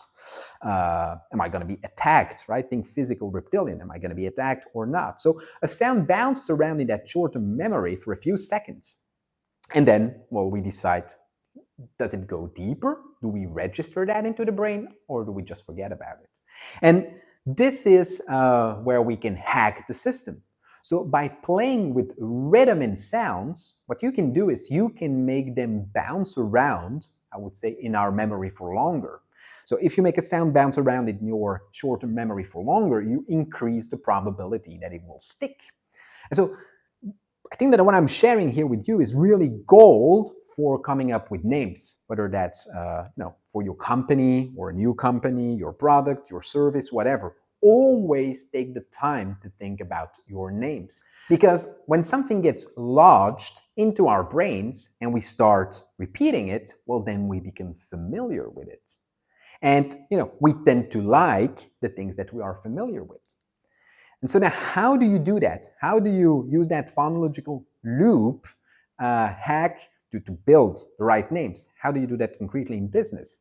Well, you have to use or repetitive or rhythmic sounds for your names. So think about Coca-Cola. There's a rhythm to that. M&M's, Eminem, that's repetition. Marilyn Monroe, right? It's two beats, two beats. Marilyn Monroe, right? So there is some rhythm in the name. Now, speaking of senses, the second thing that I want to share with you under this art umbrella is sensory storytelling. So the idea being to create multi-sensory anchors. Okay, because the more senses you engage, the stronger the emotional connection and the memory retention. Right? Remember what I said, the emotional brain and the physical brain are strongly linked. Emotions are not processed in silos. Right? So engaging physical senses has a strong impact on the emotional side. So you need to make that connection. And we know that emotions are one of the main, I would say, filters or triggers that we have to process stuff, to memorize stuff, right? So when you tap into multiple senses, you are not just communicating, you are embedding your message deeper into the brain. And so that becomes something that people can feel and see and maybe even taste in their mind. Okay? That's how you get it to stick, by engaging multiple senses, tapping into multiple senses. Now, how do you do that? Again, like for everything, it's not something you do just like that. It's a strategy. You need to take the time to sit and think, okay, how can I link each major message or moment to one specific sense plus one specific emotion? How can I link each major message or moment to one specific sense and one specific emotion? And there is a formula to that, and I'm going to share it with you. So the formula basically goes like this. Number one, you have to choose your key message. I'm not saying that you need to only have one, but you can have as many as you want, but it's a process. So what's the key message? Number one. Number two, pick one dominant sense that is associated with that message. So it could be the traditional ones: sight, sound, touch, taste, smell, whatever. So you choose your message, you pick one dominant sense, then you link that to one core emotion, right? Joy, sadness, anger, fear, trust, an emotion, a core one. Then you create a trigger that connects the sense and the emotion to the message.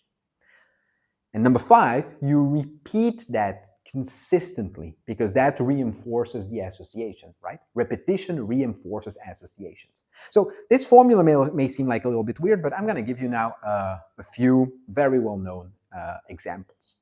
Okay, think about, I'm going to go with Apple, Starbucks, and Netflix, right?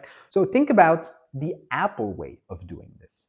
The sense is touch, right? One way Apple use. Sense, touch. Okay? The moment is the unboxing, right? The emotion they want to trigger is the excitement.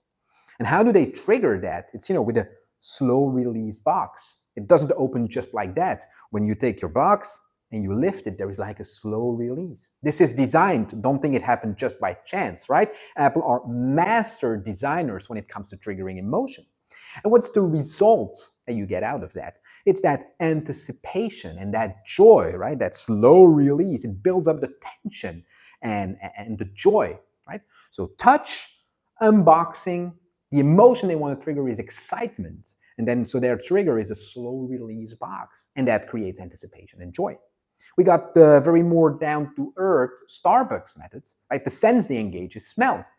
The moment they engage is when entering the shop or even when walking by the shop. I don't know if Starbucks specifically does that, but I know that many food and beverage chains have like fake smells and scents, that they just gassed outside or in front of their stores, right? So the sense is smell. The moment is when you enter the shop.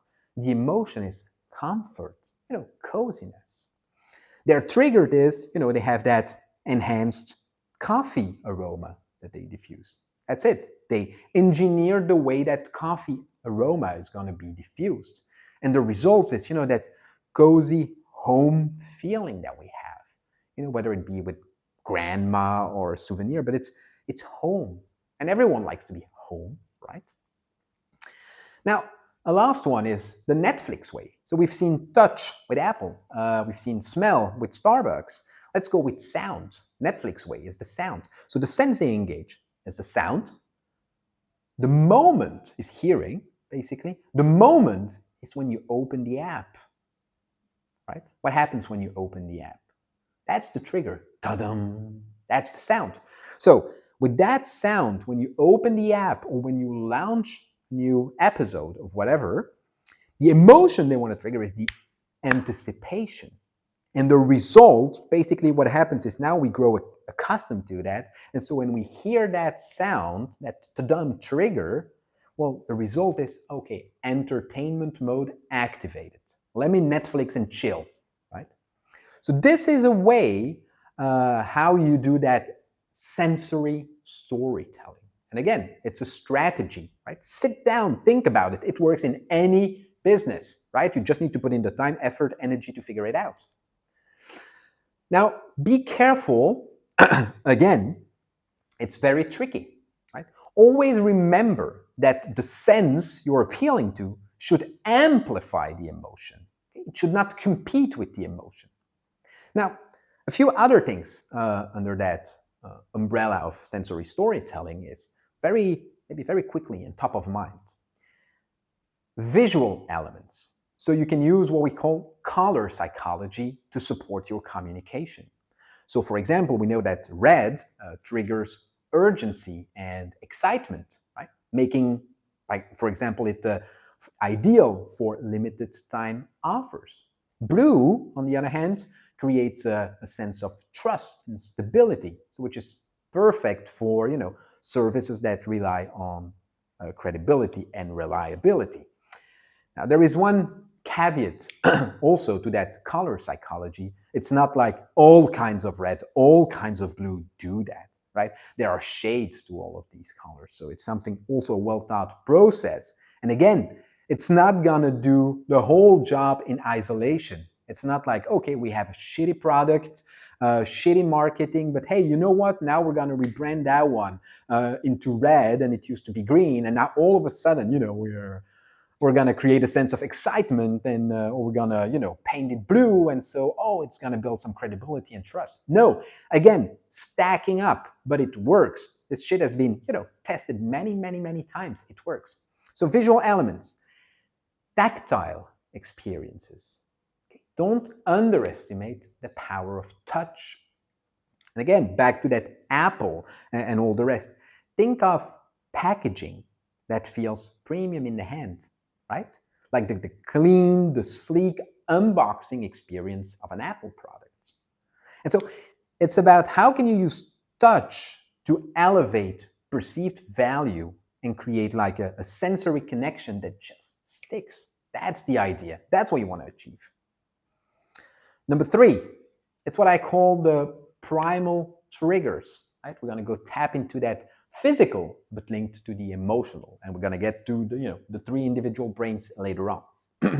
So as we have seen, humans have like hardwired instincts when it comes to territory and group dynamics, right? This is my house, my place, my spot, my desk, and so those can be very powerful tools in marketing or in persuasion in general.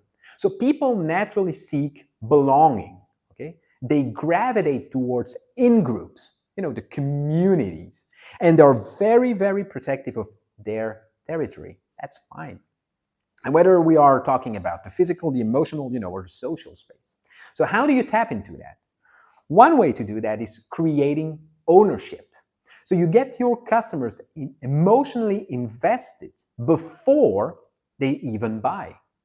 And how do you do that? Well, you do that by offering customization, or you let them configure their products. And the more they will shape or personalize something, the more they will already feel like it's theirs. Right? It will create a sense of ownership that makes them even more likely to buy, with the upper benefit that they are shaping the product that they want. Right? When you put, if you have the ability to do that, or works with the service as well, right? It's not only a product thing. But yeah, you may think that, I don't know, orange, blue, and brown don't go very well together, but maybe your customer thinks differently. Think about how many cars that you see on the street where you think, oh, what is that? Well, it's something that someone configured and is probably very proud of. So how can you create ownership? How can you get your customers emotionally invested before they buy? Customization, configuration. Number two, still under that umbrella of the primal triggers, is playing on the natural group dynamics by tapping into people's, I would say, natural need for status and hierarchy. And you do that in your messaging. And so this is something that can be activated with the, I don't know, artistic representations, of what's the mental image that we associate when it comes to your product or service with exclusivity, with prestige, with identity. And so people often choose products and services that signal a higher status to others. Whether it's through like the design, the narrative, the brand, the price tag associated to the brand. That's what Rolex is all about. You could have a Rolex-like watch. Okay, sure, there is the craftsmanship and the quality attached to a Rolex. Great. But at the end of the day, the fact that my watch gives me the time with a little bit more precision, that's down to the second, is not going to change anything. Okay, I'm not trying to launch any rocket or whatever. So the craftsmanship is great, the quality is great, but that's not why people buy a Rolex. Now, someone can jump in and say it's a great investment. Yeah, okay, it could be a great investment. They tend to, take value with time. Someone else may say, oh, but if you have a Rolex, you take the Rolex out, and anywhere in the world you can exchange it for cash. Yeah, but that's not it. Okay? What we know is if you wear a Rolex, it's very expensive stuff, so you are of higher status. So people choose products and services to signal higher status to others. So make products, or even that also works digitally, but make products that are visually distinctive. Okay, you can do that also with the edited limited editions and all of that. You can make versions, that symbolize higher status, like the luxury brands do. Right? All the luxury brands have different, also most of them have different levels, right? Like even very prestigious one like Armani, I don't know all of their status, but they have like orange, or maybe that's Hugo Boss, I don't know, but they have like stratifications of status. So make it visually distinctive versions. You can also use like insider language, or create like visual symbols that customers can use to demonstrate that they belong to an elite, exclusive group or an inner circle, right? You need to create that hierarchy in their minds. Again, it won't happen overnight. I'm not saying that it's super easy, but sit down and think, okay, think as far outside of the box as you can. Don't limit yourself. You can always scale it down back to something manageable and realizable. But how can you create that hierarchy in their minds? The dangerous part with hierarchy is you don't want to lowball or to degrade part of your offering. So it's not that you have premium and shit, right? You need to find the fancy and creative names that go around that. And to end with, of course, falls under the idea of art that everything you produce should be visually attractive. Okay, literally be OCD'd about the details. Okay? Those that say, oh no, but details don't matter and speed beats perfection and whatever. Yeah, true, to a certain extent. But when you are designing long-lasting stuff, that works for, short bursts of energy or things that are not long-lasting. But if you are designing a product or a service, design them in a way that's visually attractive. Not only visually, in a way that's attractive. So think about design as the place where your customers meet your company, where your customers meet your service, your product, your marketing. Okay? You want it to be striking. You want it to be visually appealing. You want it to convey trust, to activate desire. Okay? Make them feel like this is the place, a place where they want to spend their time, their energy, and their money.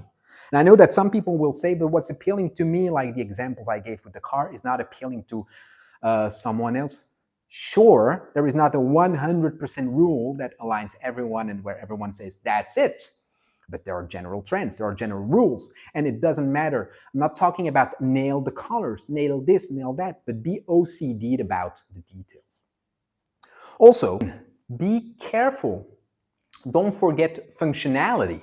Okay? The experience from the moment they meet your brand and that to the moment where they place the order, and it doesn't matter in which form, this experience, this journey should be seamless.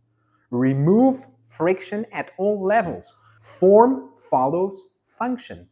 Okay, start with the function, the objective, and design the thing around to facilitate the function. Still on the design side, you need to be very mindful of that's very specific to design now, but what is the visually dominant element? In other words, when someone interacts with whatever conversion piece or asset you put out there, what's the first thing that a person's gonna see?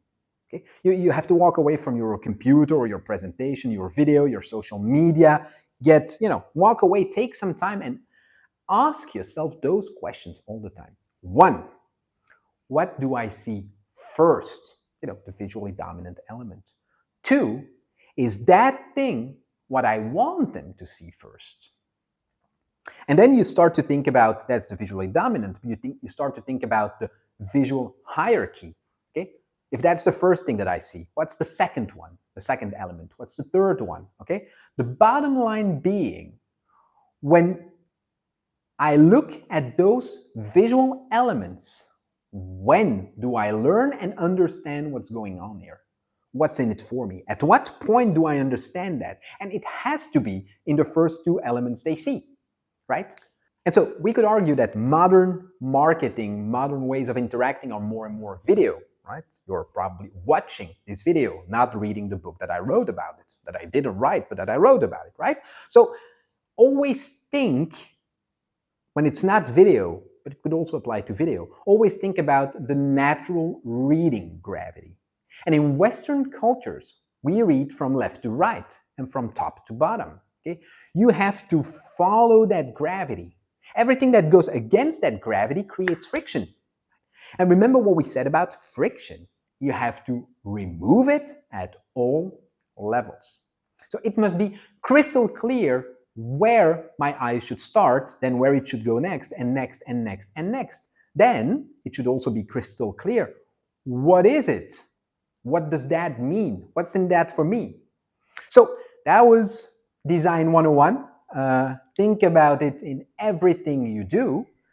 Make a checklist. It's key. It's critical. Again, it's about stacking as many of these things up, right? So now we've covered the 3 intersecting dimensions: science, psychology, and art. Now I'm going to spend less time on the 3 primary brain ones. Okay. Now let's start with the logical brain. Okay. I told you that I'm a logic person, so I like, that's going to be then number 4. Not that the number really matters, but I'm very OCD'd about details. So let's start with the logical brain, and I'm probably going to go a bit more random here. Although some will say you've been random all the time. Could be. And so the logical brain hates nothing more than logical discontinuity. It feels like a trap. So what do I mean by that? when you are designing your conversion or your persuasion pieces, whether that's a video or a pitch or sales offer, always be careful.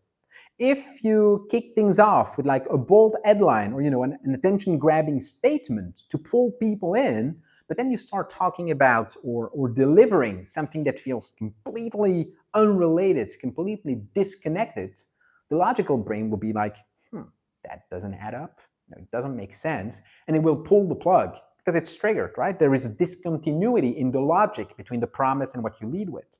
And so consistency is key, okay? Keep the flow smooth and logical, or you will risk, to lose your audience completely. I'm not saying you should not engage the emotions and all of that, but I'm like, don't go into logical discontinuity. And same goes when you build an offer, right? Make sure that the offer ties explicitly and directly to the main result, the pain, the anxiety from the prospect, okay, to their problem, to their challenge. And then you tie your offer to the promise. Okay, don't disconnect. If you make an offer, whatever you deliver has to be tied to that. So you make a promise, an offer, and you deliver that, right? Number two, of course, it has to work for your business type. I believe that it always works, but anyway, if it works, always give extreme value upfront for free. Okay, you have really to switch your mindset and be like, okay, you know what? Here, you try this out, and if you like it, well, come back, and I've got more of where that came from, right? Then we can talk about doing business together, right? Now, why would you do that? And I know that usually the older people are, or the longer they are in the business, like they're scared of giving away their secrets and all of that. And think about it this way. It's getting more and more difficult to compete. People get tricked all the time, to compete for that attention. People get tricked all the time with promises and all of that stuff. So you have to try to see, how can I reverse risk as much as possible? And there is one thing that people aren't used, and it's to get the best stuff up front, right? They're not used to that. And best, the good stuff up front. And so the logical assumption will be, okay, so if this is the stuff that they are giving away for free, imagine what the real stuff on the other side must be like, right? Once I pay, what's on the other side of the curtain? Just imagine what it would be. If this value is free, I need the paid stuff, right? And in this day and age, I'm going to say it very boldly, but there is no difference between great content adding value, and great marketing. There is no difference between great content and great marketing. Write that down, get it tattooed if you must, but this is really one of the keys to success. And let's be honest, there also shouldn't be any difference between great content and great marketing. As I've already said, today you can produce and get your content out there almost for free. It's just about putting in the time, energy, and effort. And people will often go like, I don't have the time for that. I don't know where to start. Well, you take the time and you put it in there, because you need to look at all the other things that you are doing to get that business. All the time that you were wasting, bundle that and produce like great quality content. Number three, if you redirect traffic to your generic website, stop.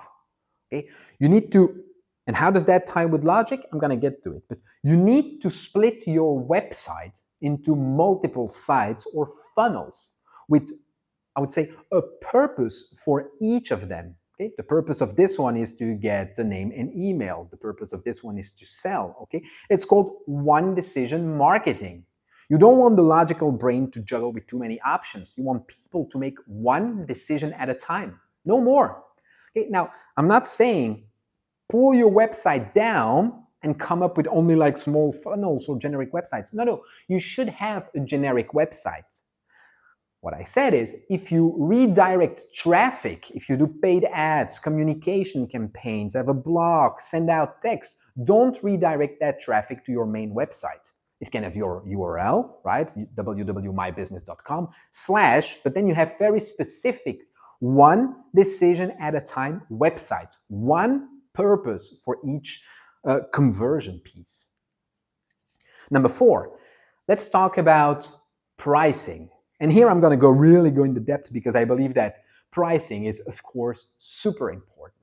So I'm going to give you a bunch of what I believe to be very good hacks. The first hack is you should always have an expensive product or service on your menu, like something that's 5, 10, 20, 100 times, depending on your business, more expensive than the average deal. And you need to make it something that, if someone actually buys it, well, you would be like super happy and thrilled and all, but you don't count on selling it. Okay? So always have something very expensive that you would be happy to sell, but you don't count on selling. Why? Because it's anchoring. And simply by doing that, by having a high ticket offer, something very expensive, you will sell more of the core thing that you offer. And that's simply because, they have this big price anchor to start from. Remember what I've said, framing and all, humans always think relatively to something else. Now, that's not all, okay? It's not only that you will sell more of the core offer, but it will also allow you to raise your prices on the core offering. Because relatively to the big one, it will look like almost nothing. So I'm not saying if your core offering is 100 euros, that now all of a sudden it's going to become 200. But if you are not in a commodity business where, I sell Colgate toothpaste, I can be compared to another Colgate toothpaste. If you're not in a commodity business or not too much of a commodity, well, you can easily increase your prices 10%. And I would say even more so in the context of ramping inflation we are in. I always say, if you don't raise your prices now, when are you going to raise them?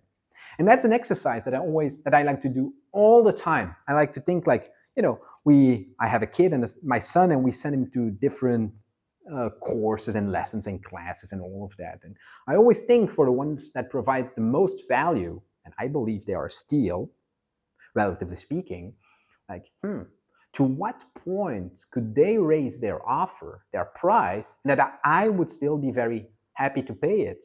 And to what price do I believe they could raise their offer and that most people would be very happy to pay it? And this is especially true in the service business. If you deliver outstanding business and that you can raise your prices, you would rather be 30% more expensive and lose 10% of your clients. You will still make more money or more margin, but then have more quality time, right? So have a high ticket offer, that's for sure.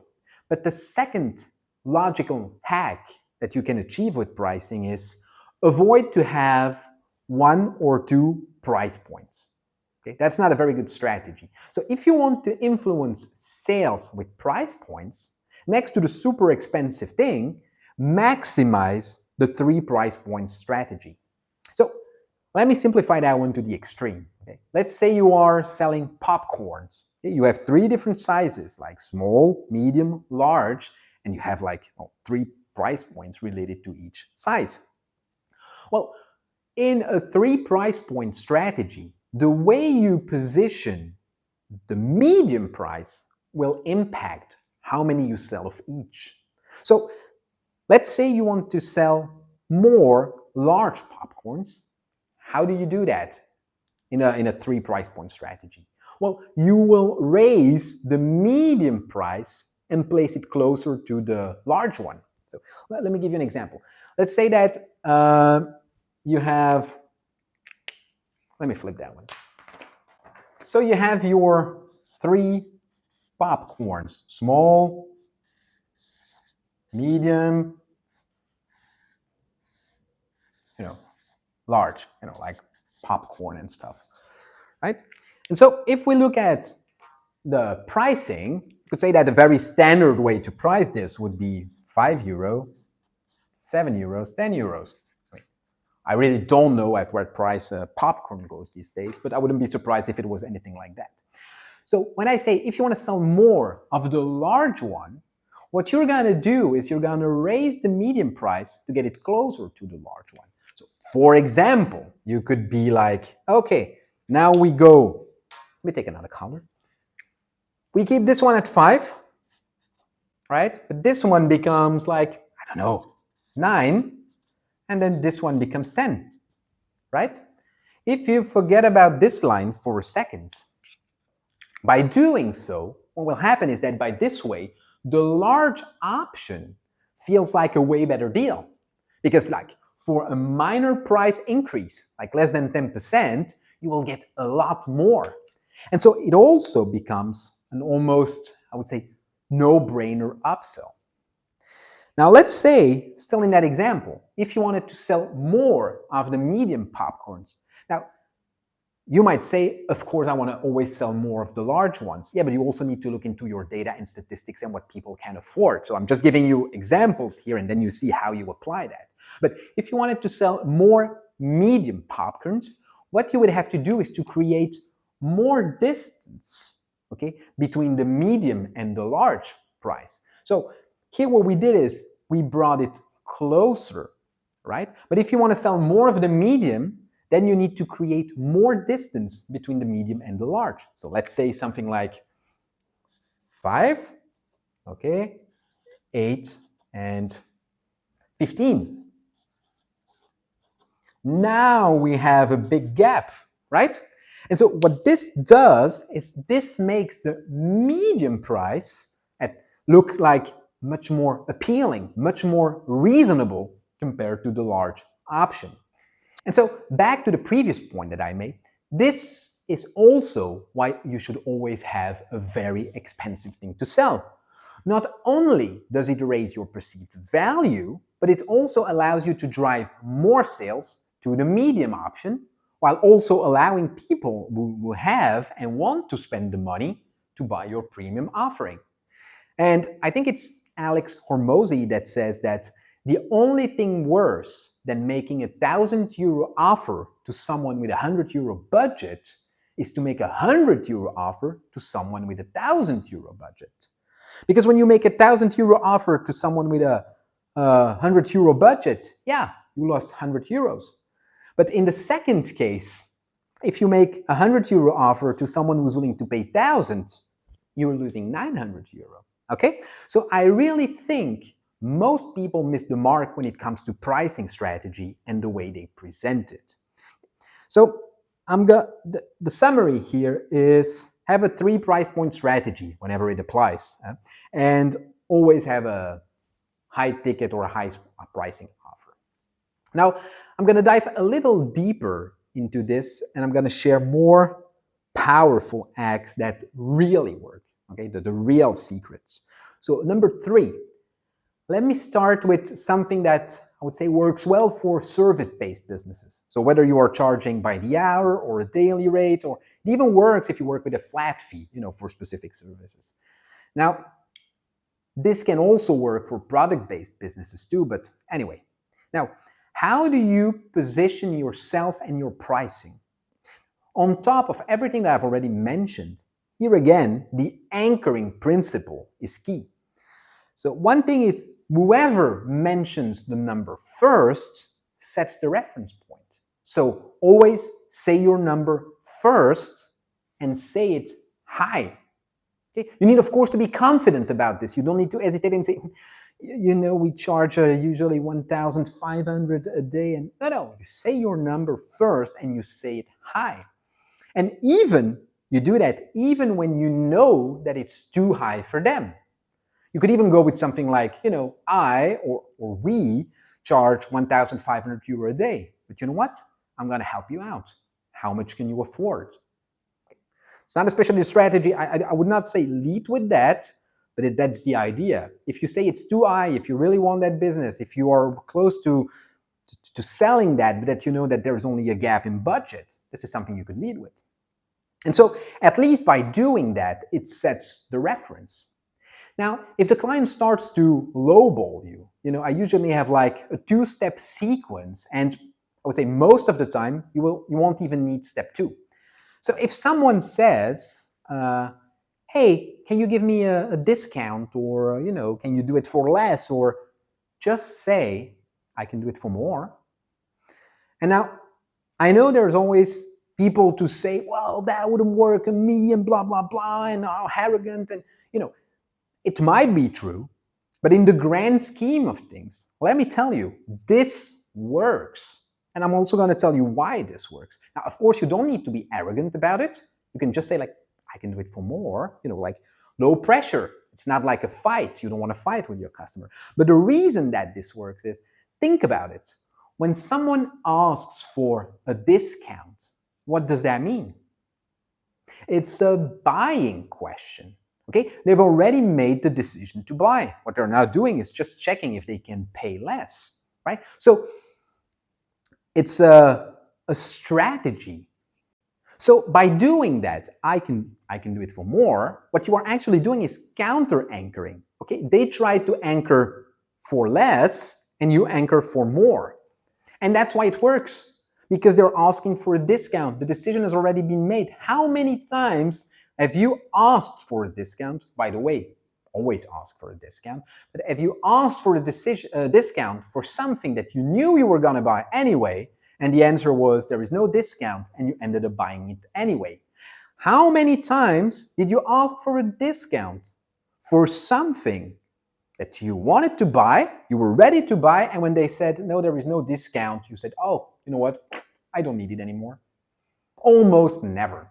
There are always exceptions to the rule, but you know what I mean. Now, step two is, of course, if that doesn't work, and if someone gives you like, a certain price, it's simply saying that won't work. And you can add like, this is the fair price for the value that I deliver. And there you mention whatever problem you're going to solve or thing they want that you're going to deliver. You be specific. This is the fair price for the value that I deliver for whatever you want. And I cannot do for less and deliver the same value. And what I don't do is I don't compromise on the value that I deliver. Okay? Of course, remember that thing that I told you first. You can also go down the route of, I'm willing to help you out. How much can you afford, right? But another great hack that really has the potential to double your business is to make discounts a win-win deal, right? We've talked about, getting testimonials, and that's one way to do it. But if you make the discount conditional to a video testimonial plus like a Google or a Trustpilot review, that's another way to get testimonials. Sure, I can do that, but can you? And then it's a win-win. You ask for the video testimonial and a review on Google and Trustpilot. But even better than that, than the testimonials, or at least more profitable, is getting referrals. So if they ask for a discount, you could say something like, hey, maybe you don't know about this, but we get the majority of our clients through referrals. And so if you can send me other people who want to, insert whatever benefit it is that you are selling to them, if you can send other people our way, this is the price that I can give you. And, this is the price that 70 of our customers actually pay, because as I told you, most of our business, we get it through referrals. So you can buy this now, and I'll rebate it back to you when someone else has joined. And this next part is very important. You have to add something like, and by the way, don't worry, I'll throw in a discount for your friend as well, so that it doesn't feel like you're just using them to save some cash. And that one is very important because, most people feel awkward about, referring a friend in exchange of a discount, and, it can damage the relationship, right? Note that a rebate can also be like extra work, more of the stuff that they just bought, can also be just straight cash. It's whatever you choose, but the key is don't give the rebate right away. Okay? And by the way, this stuff also works even if they don't ask for a discount. Right? You can throw that in, hey, maybe you don't know this, but we get the majority of our customers through referrals, and so this is the price that you could get if you send other people our way, right? Referrals is one of the best way and cheapest way to grow your business.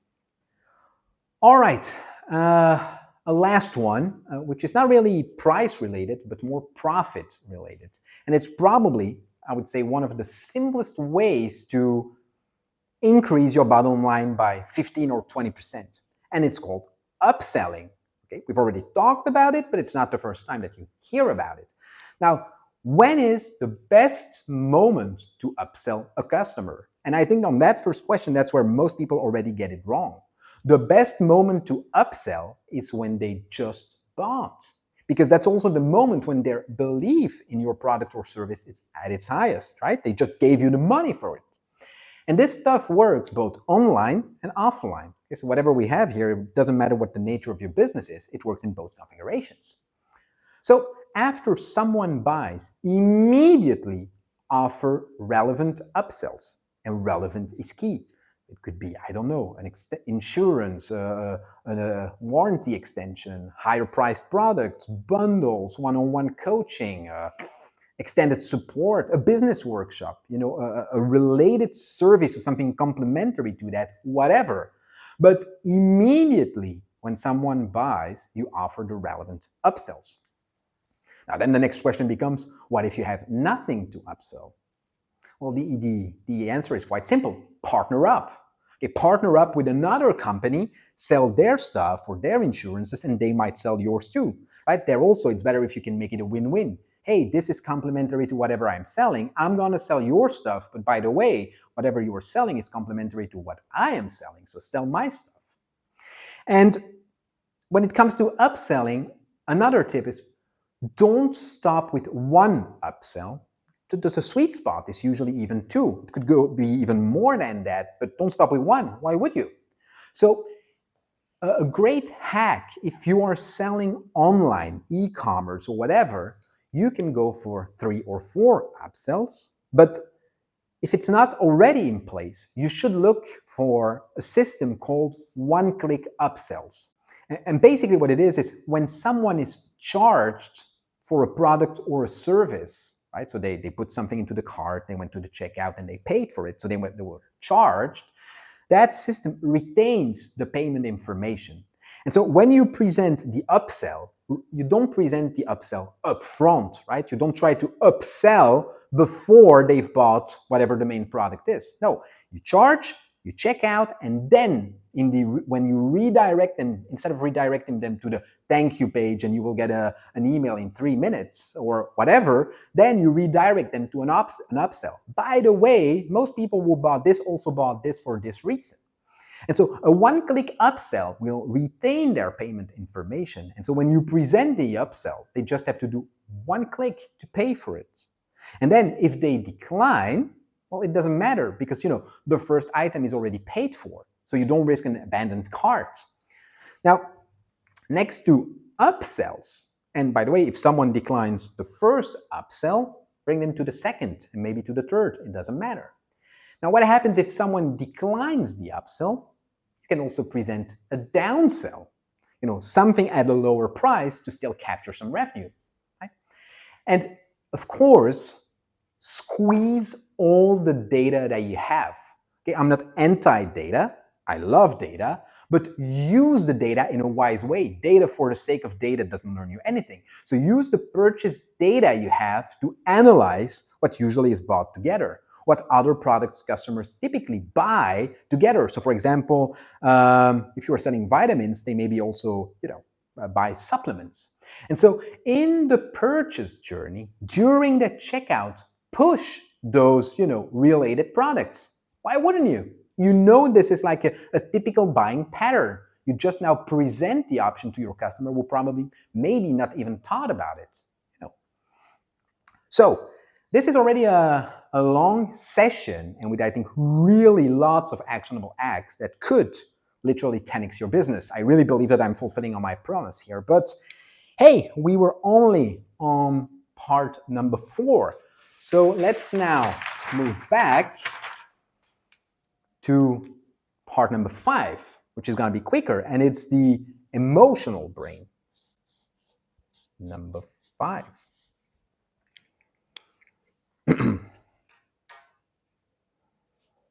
If someone was looking at this from the outside, they might think that I'm in some kind of a sacred ritual, like it's not really a pentacle. But anyway, the emotional brain. Now, the first thing I want to talk about in the emotional brain is one of the hardest things to do in sales and persuasion is getting someone to open their wallet and give you the money. Right? It has become a little bit easier in a digital world because, we don't see the money disappearing in real time, but still, one of the hardest things to do is is to get someone to open their wallet and give you the money. And which is kind of a paradox, because people love to buy, but they hate being sold to. Right? Buying is fun. Well, when you buy, it feels like you are gaining something, you're getting something, you are in control. But when you're sold to, it feels like something is being taken from you. And so your goal is simple. You need to help them buy, okay? You don't sell to them. They need to feel like they are in control, that they are gaining something. And we've already said it, but now it becomes real and concrete. The real decisions are made unconsciously, a few seconds before we're conscious of it. And so persuasion in reality is only about the unconscious. And even when we talk logical brain, we are still talking unconscious. Okay, it's lingering around and there's no way to remove it. So it's there. It's like a filter. It's analyzing everything that we do. Is that the best way to solve my problem? Is that the best way to invest my, limited money? All of that. And so the logical brain is more the enemy of the purchasing stuff. It's that one thing. You need to get him on board. You don't especially need to sell to him. That's not the level to which you sell, right? And so the reality is that your prospects will only do something, take action, if they can first envision themselves doing it in their own minds. And this is profound, okay? Don't just overlook this.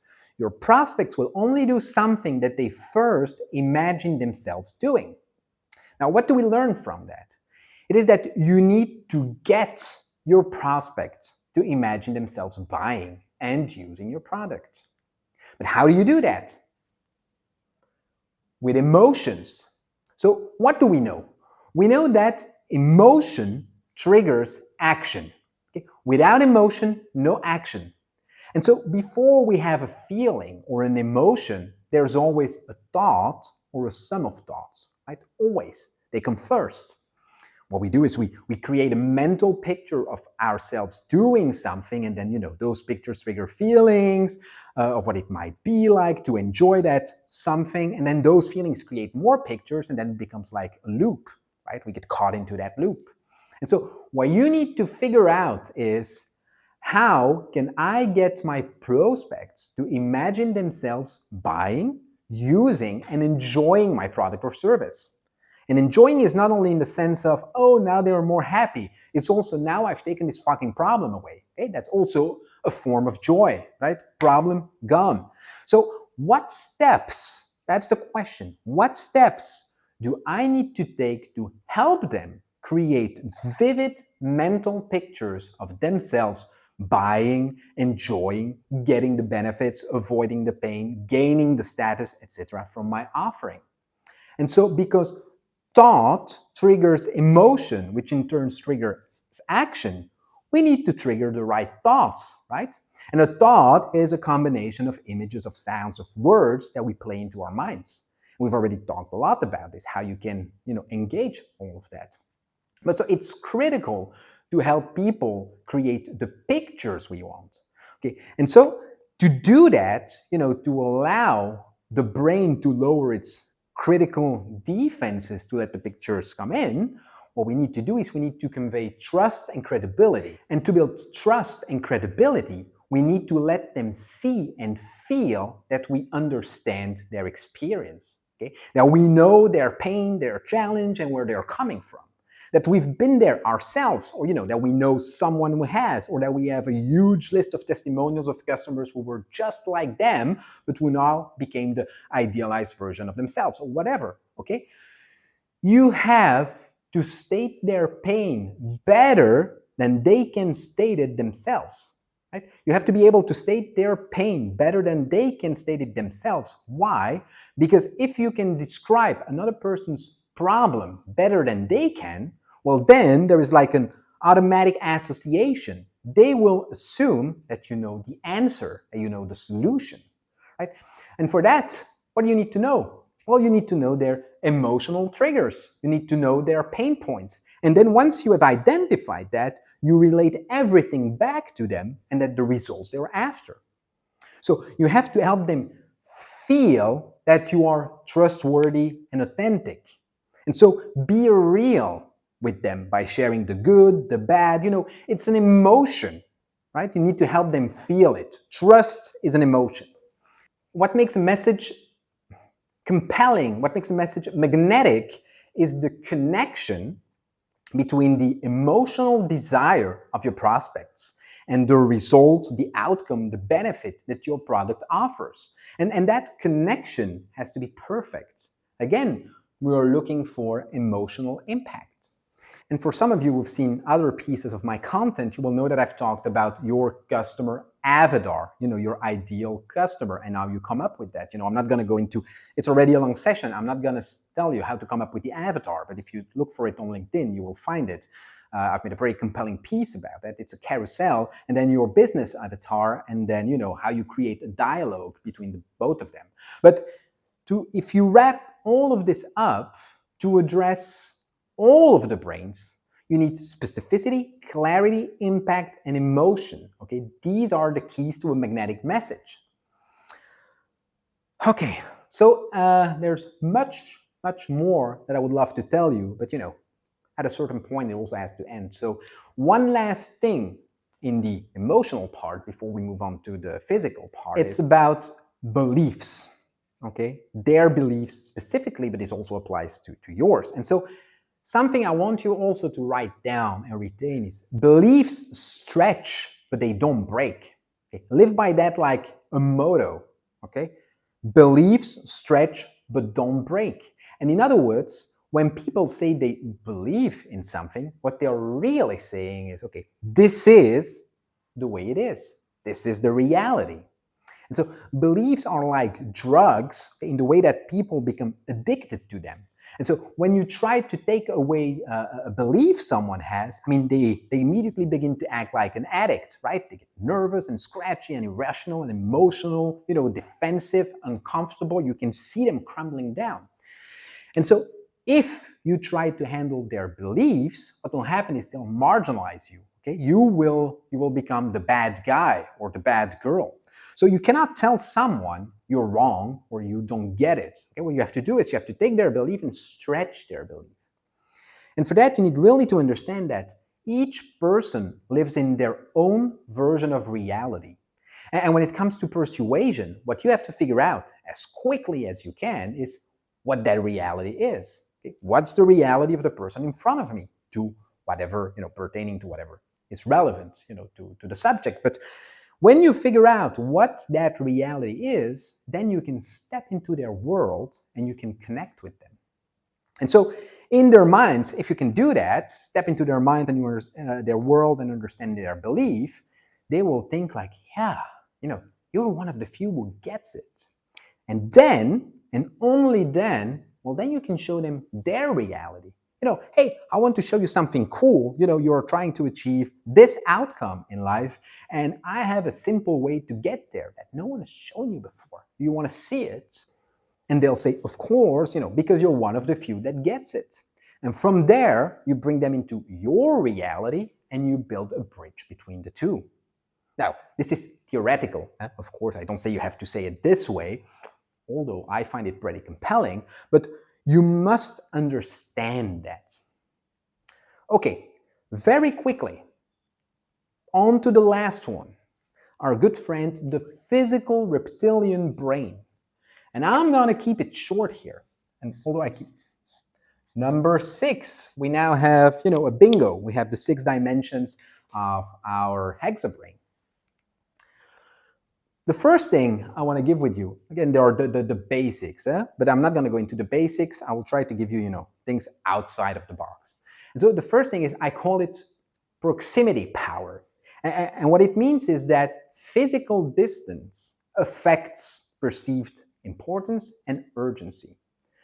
So how does that one play out? And let me give you a few examples. So in video calls, for example, because today everything is video, you need to move the camera closer to your face for key points.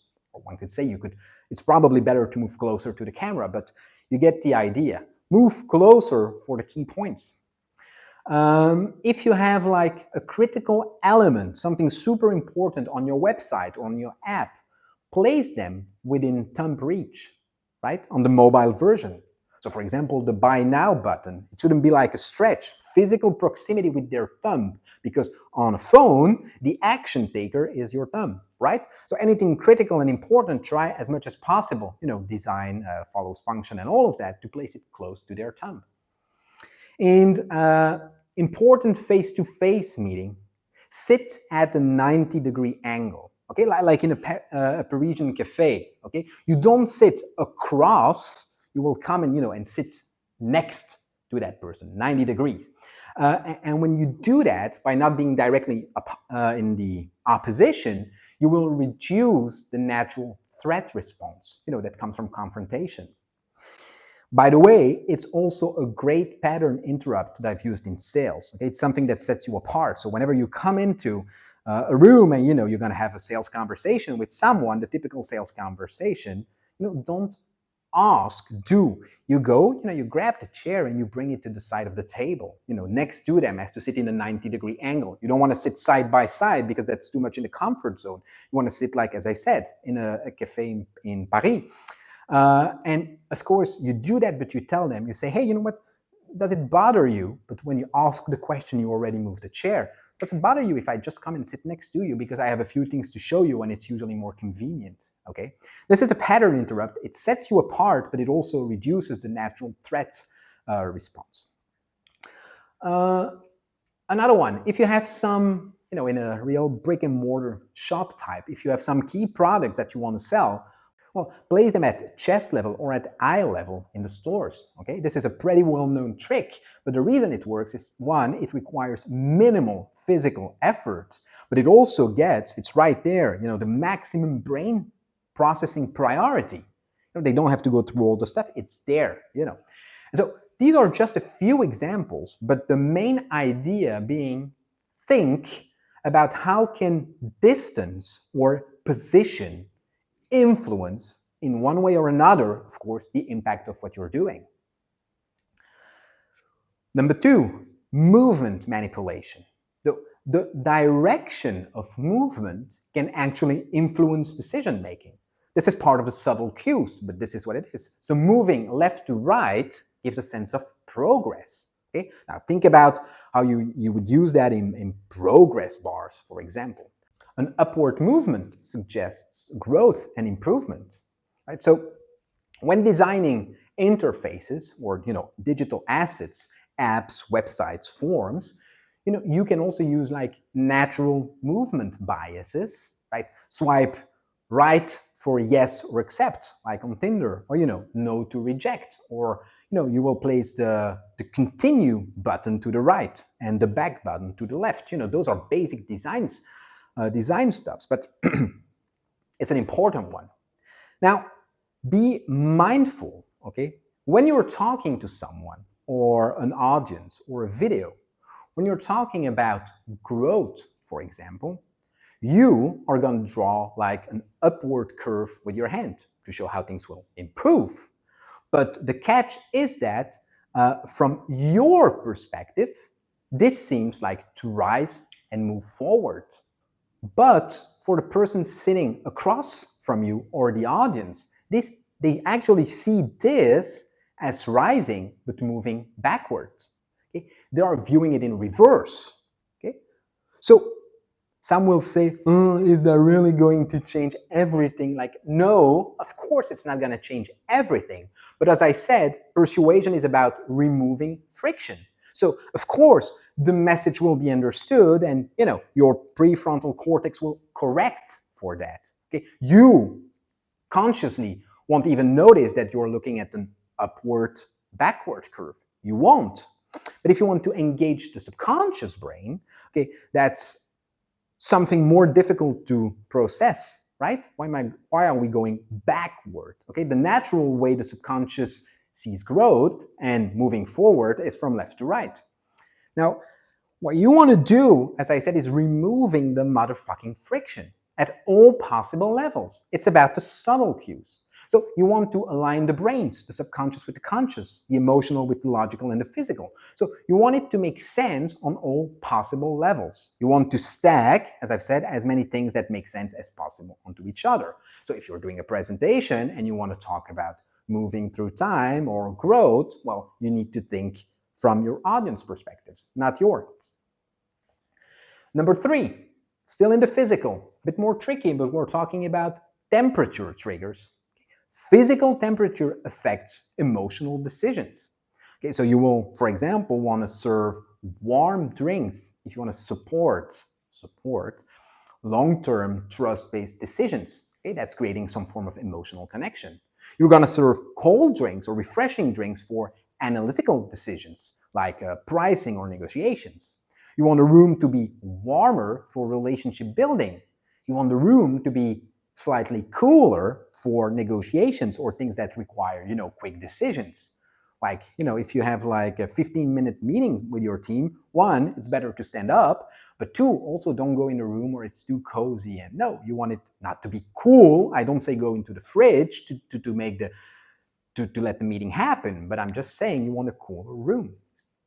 Now, this also begs the question, what about digital temperatures? Okay, we've talked about this as well. Website colors can trigger also like temperature associations. So you will use warm colors, like some shades of red or orange for pages like About Us or testimonials.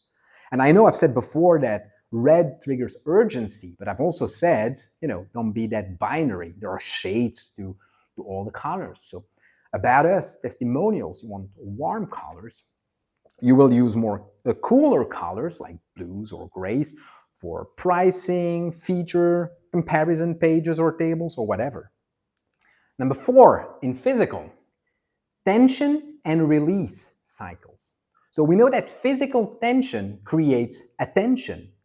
And goddamn, do you need that attention in our attention economy, in our modern world? So I recently read someone, I haven't checked out if it's true or not, but I wouldn't be surprised. I read somewhere that scientists have now proven that the average human's attention span is now shorter than the attention span of the average goldfish, which is, I believe, 9 seconds or 6 or whatever. So, and if you may think like, that cannot be true, but I would like to say, just look around you. How long can people stay focused without checking their phones? Work on their computer without checking their phones, although you will say they get the notifications on the computer, or simply enjoy and watch a TV show without checking their phones or scrolling. I mean, my wife is great at this. I'm also great at that, by the way. It's not just finger pointing, but so yes, it's clear our attention spans have collapsed, right? So physical tension creates attention. So start, for example, your videos with quick movements. You want to create like an instant attention, shock them, like boom, clap your hands, use countdown, timers that speed up near the end. You could also like create micro cliffhangers in content. So for example, you're going to pause before key moments or key reveals, right? You use progressive reveal in your packaging, the Apple way. So tension creates attention. Number 5, gravity manipulation. They all sound so, bombastic and dramatic, but what is gravity manipulation? And it's not about, redoing like the Matrix scenes where you can defy gravity. What I mean by gravity manipulation is weight perception affects value perception. So on average, heavier objects are perceived as more valuable. Now, again, on average, if you want a certain kind of bike or speeding bike or whatever, no, today, quality and value comes from a very light bike. But on average, heavier objects are perceived as more valuable. Weighted documents, feel more important than just one sheet. And so slightly heavy packaging suggests quality. So for physical products, of course, it doesn't have to go against functionality, but add weight to key customer touchpoints. Right? That's one way to use that gravity manipulation. Number 6, time compression.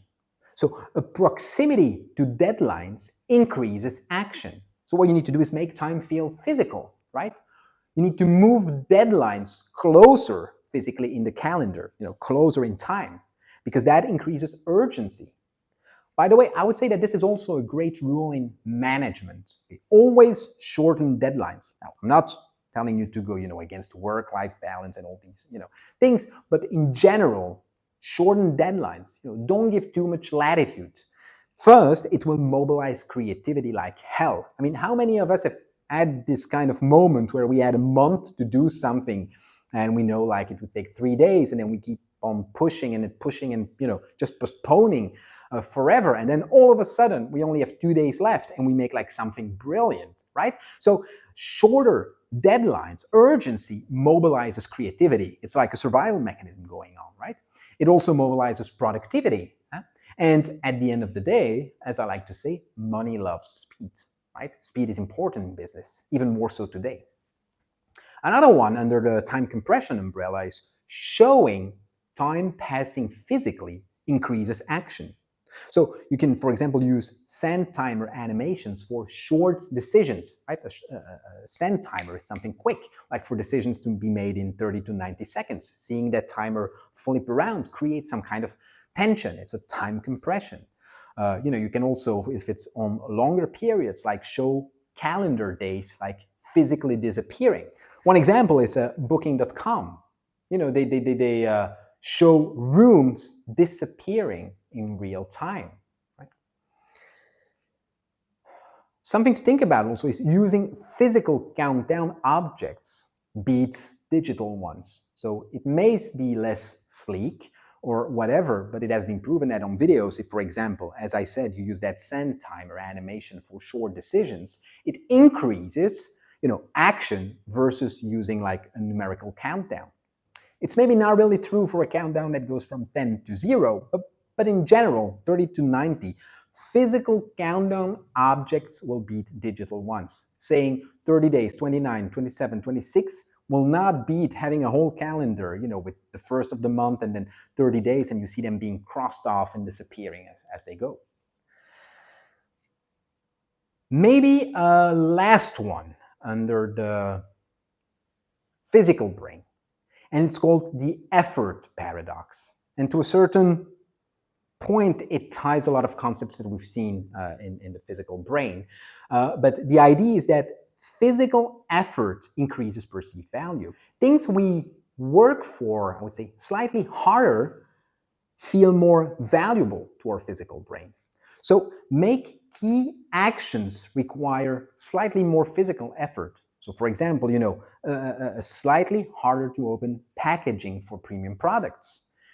Create physical steps to access benefits. That's like, like membership cards that must be scratched to activate, or, rewards that require specific actions. And I talked about Nike already, but Nike is very good at that, making runners complete challenges so that they can unlock special products, right? It's an effort that is tied to unlocking the special products. It's also tapping into other psychological patterns, but anyway.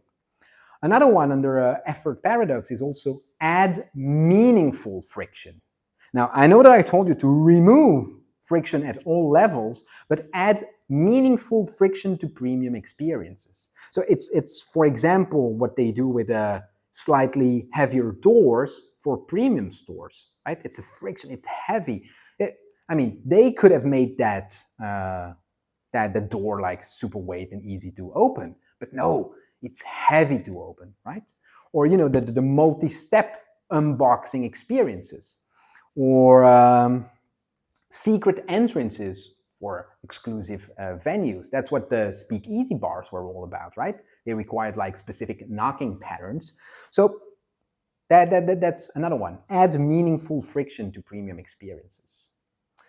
Something else is create small but meaningful physical tasks. Like, get people to sign contracts physically instead of digitally, right?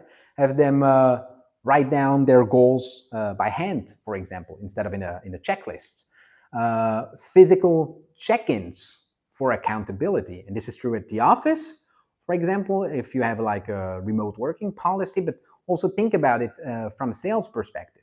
Think about Weight Watchers, right? According to me, I don't know if it has been proven or not, but I think that Weight Watchers owns part of its success to the physical weigh-ins, right?